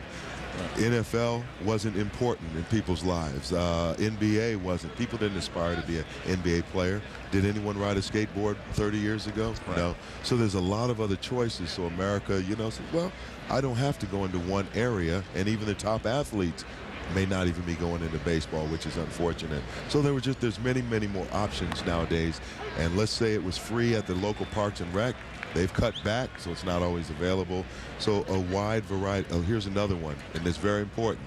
Kids used to always play pickup games, could be out of their parents' sight for 5 hours at a time. Would you ever let them do that anymore? So the kids never learned to play the game at a level where they love it and had to do it for fun. And then when it comes time for a little league or something, why is my arm sore? Why are my legs sore? Because they didn't play the game. Takes a lot of repetition. Got to play it early and often to be able to make it. Well, I think that's the point. There's so many different things that go into the reason why the African-American players' decline has been so drastic in Major League Baseball. You know, and speaking of, I mean, this weekend is supposed to be about rejuvenating, you know, the African-American kid, not only on the field, but in the stands and everywhere with baseball. What has this weekend, you know, done for you? What have you gotten out of this? I think it's a great first step. It really is. It's out of the box for Major League Baseball. Might not have happened a few years back, but it's good to happen now. Let people shine a light on what's happened, what changes are afoot. We don't want to get to a point where there's a tipping point and you can't come back. You know, we got up to 28% when I was playing against you in the Big Red Machine, and I wanted to be like guys like a Joe Morgan, a Tony Perez, a Willie Stargell, a McCovey. That's what I wanted to be like. But, you know, you keep going down the line. If we're down to 8% today instead of 28% 30 years ago, come on, we have to focus on this and do something about it. So what I'll take from this, and everybody else, I think, will think about who do I know, what can I do in my community, what I control, what I influence to take this to the next step, gain some traction. Well, I noticed you've written a book. Yes, that's what I did. And this has been afoot for me for a long time. And I wrote a book. It just came out on the 20th of March called Dropping the Ball. And I said it's baseball's troubles, but how we can all do something to solve them. It's a solutions-oriented book, but I point out where the game was 40 years ago when I'm coming up, where it is today, and where it can go with the right leadership, the right involvement, and everybody can do something on any level, from a parent to the kids to the school administrator to a city official on up to the Major League Baseball and Major League Baseball players. Something for everyone, what they can do if they like the sport, want it to be part of our culture and our lives and our community. You know, I think you make a great point there, but you said it has to be the right leadership. And I will say this, I think Commissioner Seeley and his group will listen. I think that's the point that I got out of this weekend. They have been listening. It hasn't been, you know. I agree. Yeah, they've been listening. Maybe we haven't gotten to where we want to be or whatever, but they've listened and they're open to making these changes or making things happen. I absolutely think so. The game has changed. Society has changed. It's like they say, well, how come kids aren't playing? They're not taking into account society. It really has changed. Any open spaces when we were kids, now developers have, you know, I mean, the kids don't go outside and play without parental supervision. They couldn't be creative about a pickup game if they wanted to. Yeah, don't you need 18 guys? You know, it's funny. I mean, the point you made earlier also, the fact that I used to go to the ball over to the field at 9 in the morning. We'd take a lunch. We'd break for lunch. I'd come back at 5 o'clock.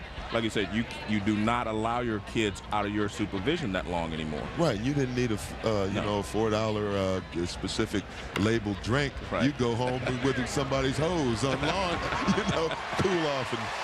But anyway, Mike Rose, a pinch hitter for Josh Barfield, grounds into an inning-ending double play. The name of the book? Your book? Dropping the Ball. Dropping the Ball by Dave Winfield. Check it out. It's got some good things to say. The Lorraine Motel is part of the National Civil Rights Museum. And at the end of the Cardinals at bats here in the 6th inning, we're going to take you on a video tour through the Civil Rights Museum. So stay tuned for that.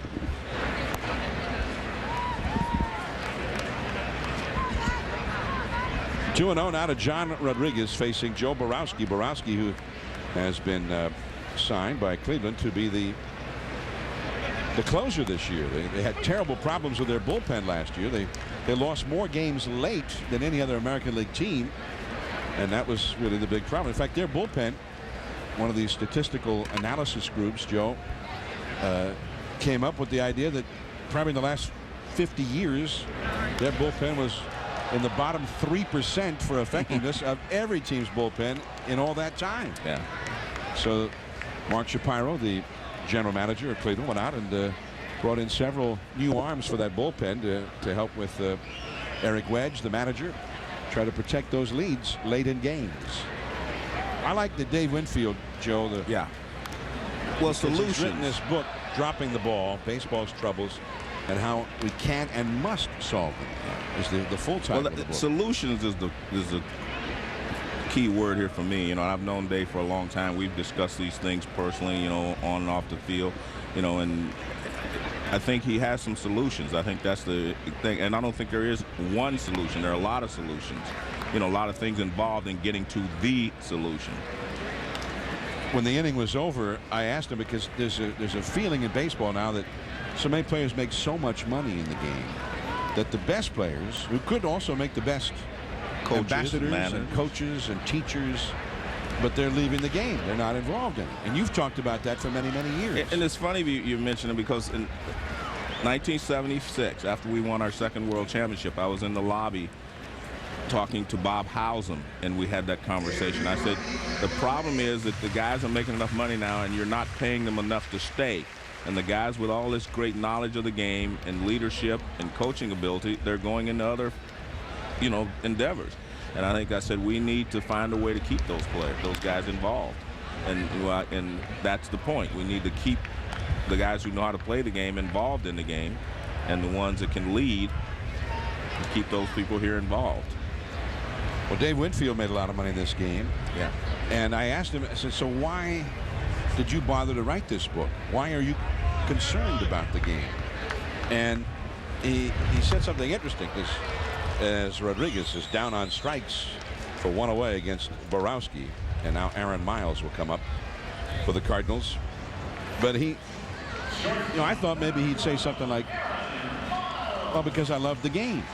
Right. And he did ultimately say he loved the game, but he said there's a chapter in the book that kind of explains why he's so passionate about this subject and about the game itself. And he says he doesn't want his son to be the last African-American player. Yeah. He says because of the precipitous decline of participation by African-American players in Major League Baseball, professional baseball, baseball at all levels. He said one day we could be looking at a ball player and say, well, that's the last one. Yeah. And he said he just didn't want to see that happen. So I really admire Dave Winfield's passion for the game and love for the game, Joe, in taking that amount of time to go out and say, well, I got to do something. I think I have some answers and some things that can help. Well, Borowski apparently is going to be taken out of the game now. Skip Schumacher is going to come up, and Eric Wedge is signaling to his bullpen. So, and probably a left-hander. Aaron Foltz, it is a lefty, coming in to face a lefty in the 6th inning, and we'll be back. On the 60th anniversary of Jackie Robinson's first Major League Baseball game, Major League Baseball will honor a man whose impact will never be forgotten. Celebrate the historic occasion at ballparks nationwide on April 15th and watch the national ceremony live at Dodger Stadium on ESPN, 8 p.m. Eastern Time. Aaron Foltz got Skip Schumacher on one pitch.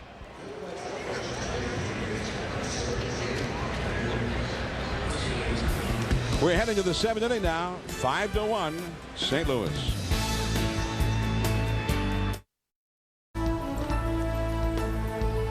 Kelvin Jimenez is on the pitch now for the Cardinals, young right-hander who is out of the Cardinals minor league system but could be up in the big leagues at some point this year. Gary Bennett is now catching. It's the 7th inning. Cleveland with Mike Rouse at the plate. Rouse, who hit a double as a pinch hitter back in the 5th inning, stayed in the ball game.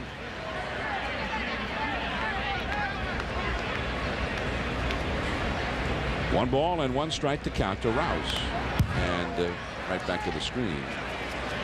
The Cardinals, by the way, now have a new third baseman in the game, but we'll have to check on.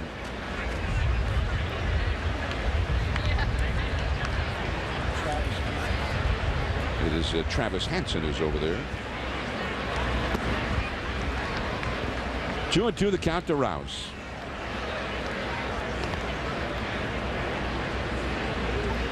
One of your former teammates is in town, Joe. A great hitter for many, many years, Hal McRae. And Peter Gammons is going to chat with Hal, find out what's going on with him. Hal McRae, who managed in the major leagues and has done just about every job there is to be done in Major League Baseball. Well, he's now the hitting instructor, of course, with the Cardinals.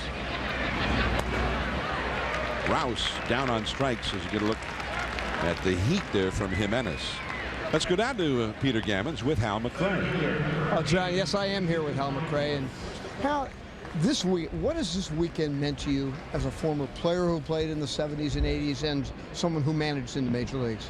Well, you know, you want the hitters to feel good leaving spring training. Guy swung it back pretty well tonight. Albert had been struggling and getting his body involved. Tonight he took his body out of his swing and used mostly his hands, and he hit the ball extremely well. But your main concern is not so much the average for the spring, but how they feel. How are they swinging the bat going into the season? And I think the guys are feeling pretty good, and they're swinging the bat's good, and that's always your concern. And we'll see tomorrow night. We got a game against the Mets. Tom Glavine is on the mound, and I just hope that we are ready. In Kansas City, it was well known. George Brett used to say that you taught him how to play the game right. You were a manager, and yet you've seen from the 70s to now a tremendous decline in the number of African Americans in baseball. How much does that bother you, and why do you think it's happened? It doesn't bother me at all, Peter. I think it starts at the high school level. Black kids don't play high school baseball, and I think that's where, you know, it all started, and it started with integration.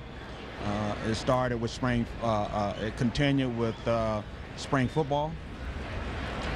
But I see no reason why blacks can't play baseball, and they have to take a strong interest in the sport.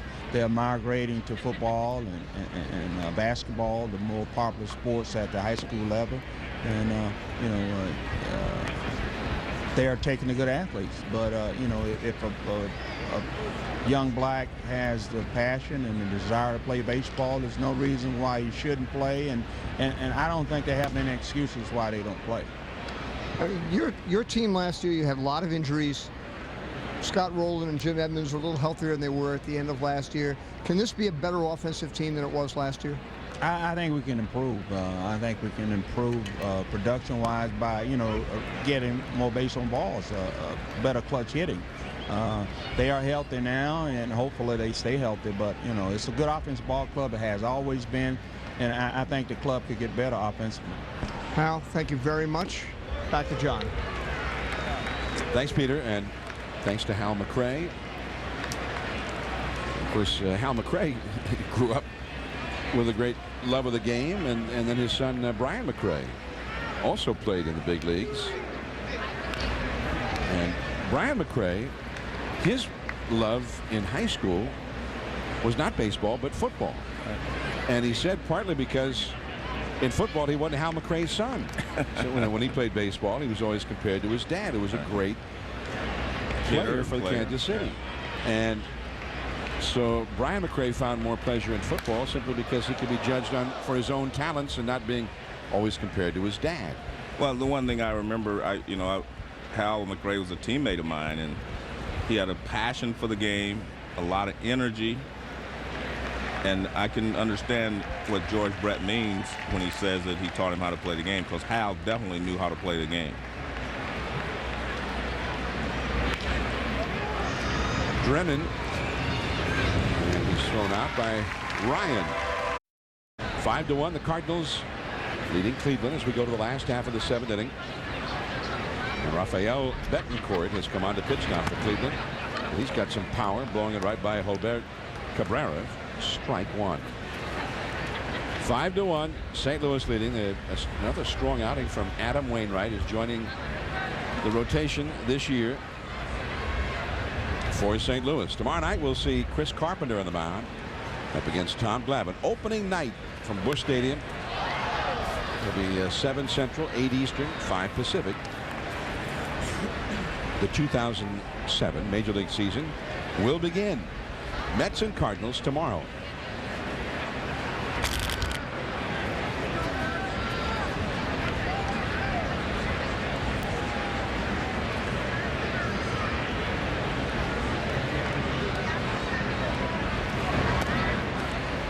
Too high.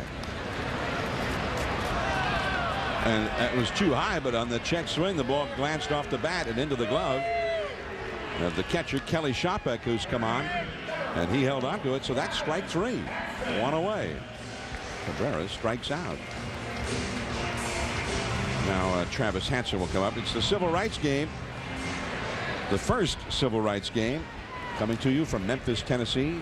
I'm John Miller with Joe Morgan and Peter Gammons. And the game itself, sort of the culmination of a weekend of events here, as the dialogue perhaps in earnest beginning this weekend, although baseball has several programs that have already been in place, such as the RBI program, which is trying to bring baseball to the inner cities, coaching, equipment, and the like. There's Mark Shapiro on the left, the general manager of the Cleveland Indians. Just got an extension. You know, he negotiates the contracts with the players, right? Yeah. Did he give himself an extension? No, I'm sure it was the owner. Because I was thinking maybe being a GM might not be a bad idea. If you can do your own deal, huh? 1-1 to Travis Hansen. Yeah, that's too low. 2 balls and a strike. There's Walt Jocketty, the St. Louis general manager, who brokered the peace between Tony La Russa and Scott Rowland at the beginning of spring training. Remember, they were not speaking to each other in the postseason last year after La Russa sat Rowland down a couple of times, and Rowland took it personally, and they were not happy with each other, apparently not speaking to each other, and that continued through the winter. And finally, apparently at not only the urging but at the sort of instigation of Walt Jocketty, the two of them met when Rowland arrived for spring training, and they worked it out and said, hey, let's put it all behind us and let's move forward, because as Rowland said, hey, we're both going to be here probably for a long time to come. He doesn't see Tony La Russa leaving St. Louis anytime soon. Rowland has several years left on his contract besides. So it sounds like a happy ending, Joe, on that one. Well, let's hope so, because they're two not good people. I like both of them, and I think that is the second baseman, Rouse. He throws out Travis Hansen. But I can understand both sides of that story. I can understand Scott Rowland's point, and I can understand Tony La Russa's.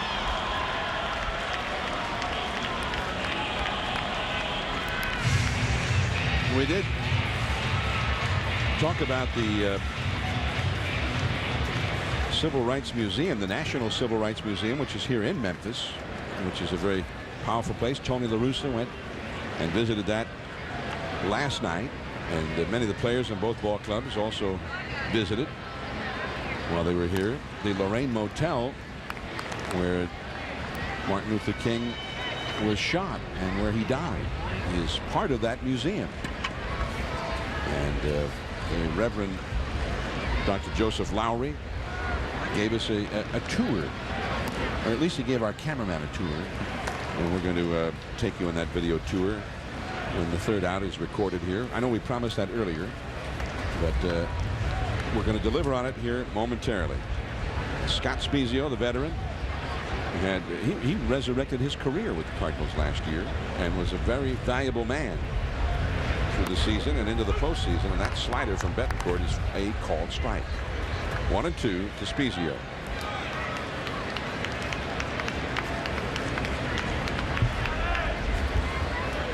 I'm looking forward to seeing the tour because I didn't get a chance to go myself.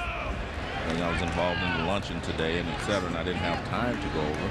We got in late last night, so I would love. I'm just looking forward to seeing it. In the right field, Drennan, and the inning is over for the Cardinals. We played 7, 5-1.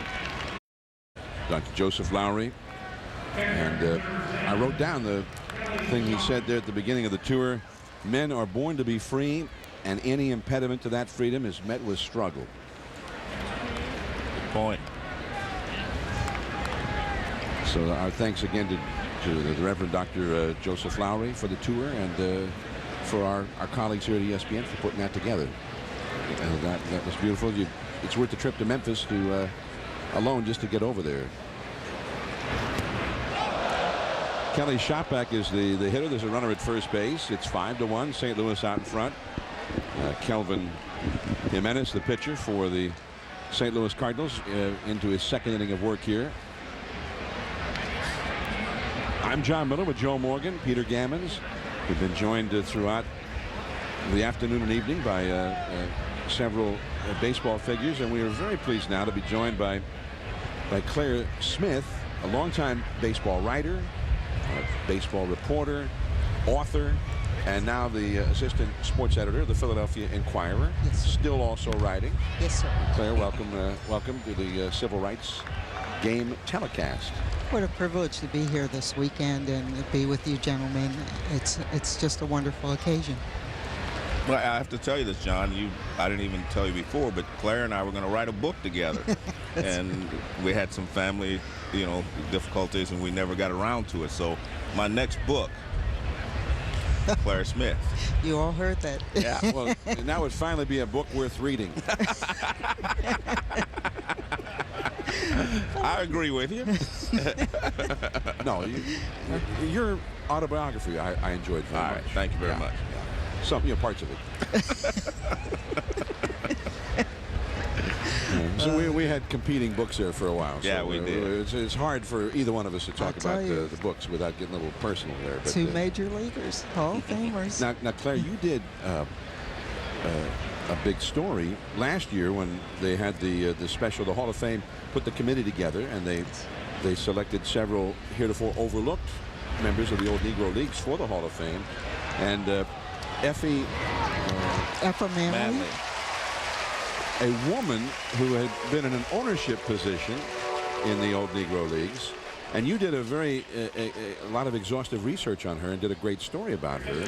Well, she was a Philadelphian, so we were paying particular attention to her, and she was just a trailblazer. She was co-owner of the Newark Eagles with her husband. She modernized a lot about baseball. She had a civil rights game to salute a movement, and that was before World War II. Wow. She encouraged owners in the Negro Leagues to build and profit from their own ballparks.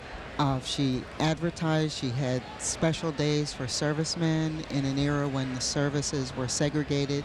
She made sure that the African-American men and their family in uniform had a ballpark they could go to and be welcomed in, and she was an amazing woman.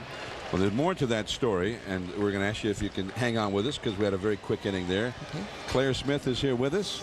Civil Rights Game in Memphis, and we'll be back.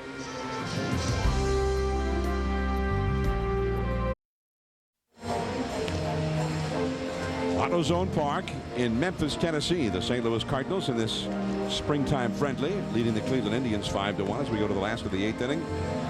Opening night is tomorrow, and Claire Smith is here with us, currently the assistant sports editor of the Philadelphia Inquirer, and we were talking to you about Effie Manley, who's now in the Hall of Fame and formerly an owner of a Negro League franchise. And there was a story that you uncovered about she had Larry Doby playing for her ball club in Newark. Yes. And it was from her ball club that he was signed by Bill Veeck to go play for the Cleveland Indians, the first African-American player in the American League. Well, she understood that the major leagues were going to profit from their players, the Negro League players. And what happened initially was Jackie signed with the Dodgers and there was no compensation. So when Bill Veeck came to see her about Larry Doby, she said, I must be compensated. We should be compensated. These are our players. She asked for $10,000 and Bill Veeck said, let's make it $25,000. And he set the precedent, and from that point on, the Negro League teams were compensated for their players. Maybe it added a little more life to the leagues. I think the last Negro League folded 10 years after Jackie, but it was the beginning of the end, and it was an amazing sacrifice that they made. They wanted to go along into baseball with their players. They volunteered to be a minor league. They begged to be included. They were excluded, and that's a shame. Now that's not an often told story. No, that's what I was going to say. That was a great story because, you know, you wonder, well, why did they disintegrate, you know, the Negro Leagues? But like you said, it wouldn't even take them to the minor leagues, where maybe some of them could have worked their way up to the major leagues. So it was just kind of, they decimated the league, took the great players, and the league itself was just destroyed. Right, took the talent, but didn't think in terms of front office personnel, of people who had brilliant ideas like Effa Manley. Just think of what she could have brought to the game. And she was, you know, the color barrier didn't break on all levels. Yeah, good point. This was in an era where not only was it extremely unusual for a woman to be involved in baseball, but to be involved in business of any sort. Exactly, and she really helped run the league. The owners turned to her, not just her husband, but she really was on most of the committees. She helped make the decisions, advertising, marketing. She was a woman ahead of her time. And she's from Philadelphia, I must say. Now, you were one of the very first women to, African-American or otherwise, to cover Major League Baseball. You were a daily beat writer, as they say. Yes. Out there going to the clubhouse, getting the not only the game stories, but having to interview players and find out everything that's going on with the ball club. Now so you blazed a trail in that regard yourself. It was a riot, I tell you. I covered 3 Billy Martin regimes, the last 3 in Yankee uniform. The first year I covered the Yankees, they had 6 pitching coaches, 54 players, and 3 managers. Not that you were keeping count. Not that I was counting. Well, I guess we've asked everyone else this question, and you as a sports writer, I mean, what has this weekend meant for you? I don't remember being this moved since the death of Dr. King. When you turn that corner in the museum and you see the balcony where he died, you see the room where he tried to sleep, the night where he questioned his own mortality, and he woke up so refreshed, as the Reverend Kyle said today. It just brings tears to your eyes. You think it's a wound that's healed. It's 1968 is a long time ago, but it's still there and it's still fresh, and you think of the young faces on that timeline, the people who gave their lives. It was a war. It was a bloody, bloody war, the last battle of the Civil Rights Movement, and I don't think I ever understood it as completely as I do now. The last shots were fired here, and unfortunately one of them took Dr. King from us. Well, Claire, I know Joe was talking about how powerful that luncheon was for him as well. And what about these 2 days, your assessment, Major League Baseball's involvement in this, of opening this door, which shines a light on the fact that although Major League Baseball was a trailblazer, signing Jackie Robinson, signing Larry Doby, before the military was integrated, before schools were integrated, and yet very few African-American players are in the game now.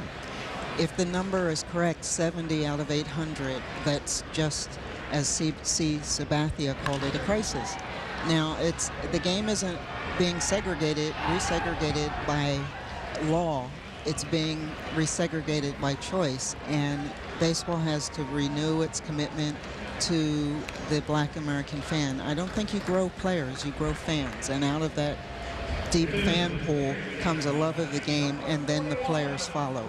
So if baseball has in it the sports version of the Marshall Plan, they need to dust it off and get it into action as quickly as possible. Now, you don't create players, you create fans. Now, you're in Philadelphia. Yes.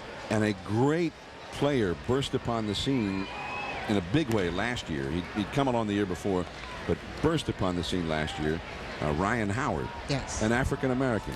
And what about fans in Philadelphia? Did you see a different group of fans I did. following Ryan Howard? I started seeing something that I've never seen in my lifetime in Philadelphia, and that's a pretty good representation of black faces in the stands.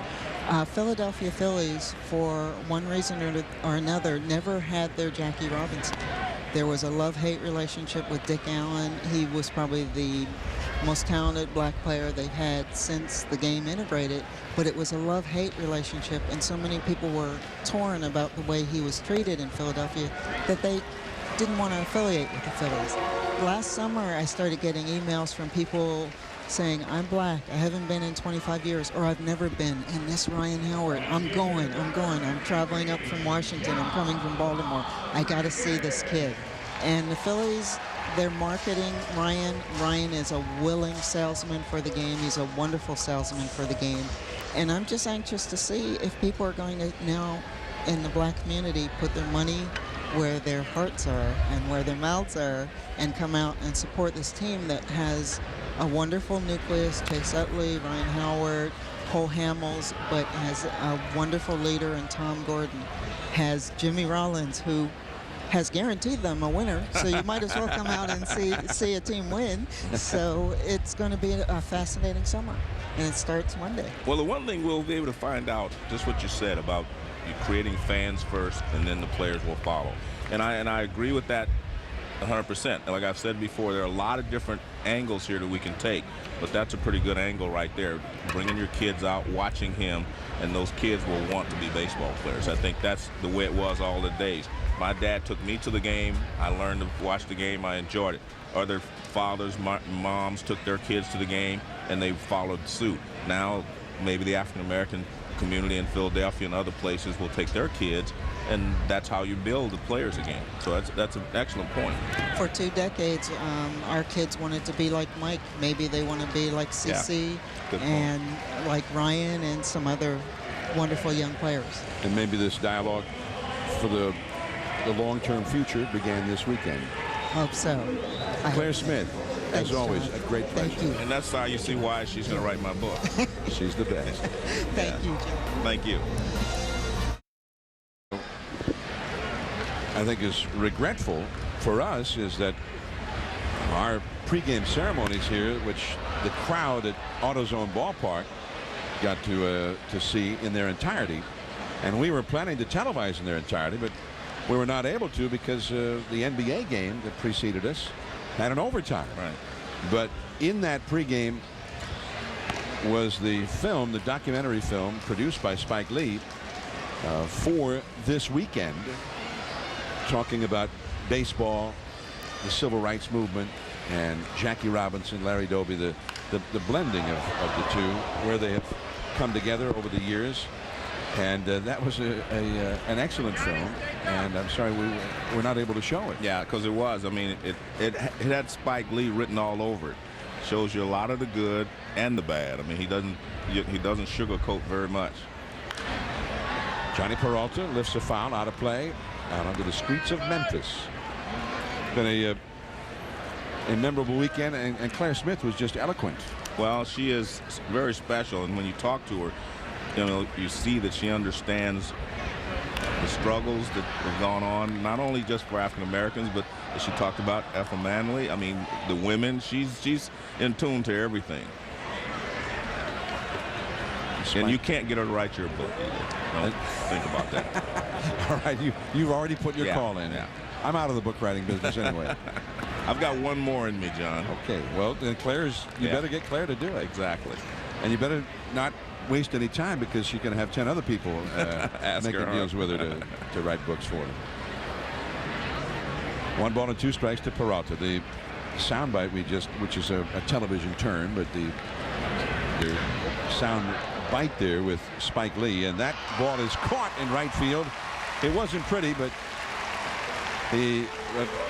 Rodriguez is able to catch it despite the ball sinking and knuckling on him there, and ultimately ended up being a nice catch. So there's 1 away. Peter Gammons has been here with us throughout the weekend as well, and Peter, a weekend of sobering thoughts and powerful thoughts at the same time. Many powerful thoughts. It reminded me a lot, John, of 12 years ago. I was in Meridian, Mississippi, doing a story on Dennis Oil Can Boyd. It was with his father, Willie James, who pitched in the Negro Leagues and who owned a ballpark there in Meridian, which had Negro League games. Willie Mays played there, Henry Aaron. He was reminding me that he was a landscape gardener who once was in the yard of the Grand Wizard when he and several of his friends were going up to Philadelphia, Mississippi for that very famous, fateful day in American history. And Willie James Boyd looked at me and said, that was a great day, because I'm reminded that man is destitute today, and my son is in the major leagues. This is all about what America is. Well, baseball was a major part of that. This weekend has been such a reminder of that, and people who did what was important in their conscience. But I think maybe most important, as we remember that Branch Rickey bought Jackie Robinson to the major leagues because it was the right thing to do. Baseball has opened up its eyes and its arms and said, all right, tell us what is the right thing to do to bring the African-American community back into our game. And for that, I think it's a very significant weekend. And I think that's very well put. As Spike Lee said in that soundbite, Joe, this was a good thing this weekend, but it's not the end. No, but I don't think Major League Baseball considers it to be the end. I think this is just the start of trying to, just be inclusive, as they say, of everyone here in America. Asdrubal Cabrera out of the Cleveland Farm System is the hitter with 2 down in the 9th inning. Facing Brian Falkenberg, who came on in this inning, the 4th pitcher of the game for St. Louis. As Winston Churchill said about a different event many years ago, this is not the end. This is not the beginning of the end. It is rather the end of the beginning. As Dave Winfield pointed out, as this ball game is over, the first Civil Rights Game is in the books. The Cardinals win it 5-1. As Dave Winfield said, he's hopeful years from now we'll look back at a game that looks a lot different than it does today in terms of African-American participation, and say it all began in Memphis years ago. We're going to have more from AutoZone Park in Memphis. Stay tuned. Tomorrow night, the 2007 Major League season begins, and we'll be at Busch Stadium on ESPN2 for the Cardinals and the Mets. Chris Carpenter up against Tom Glavine. Next on ESPN, it's the ISU World Figure Skating Championships. Now, for Joe Morgan, Peter Gammons, and our entire crew, this is John Miller. Thanks for tuning in. This has been a presentation of ESPN, the worldwide leader in sports. Good night from Memphis.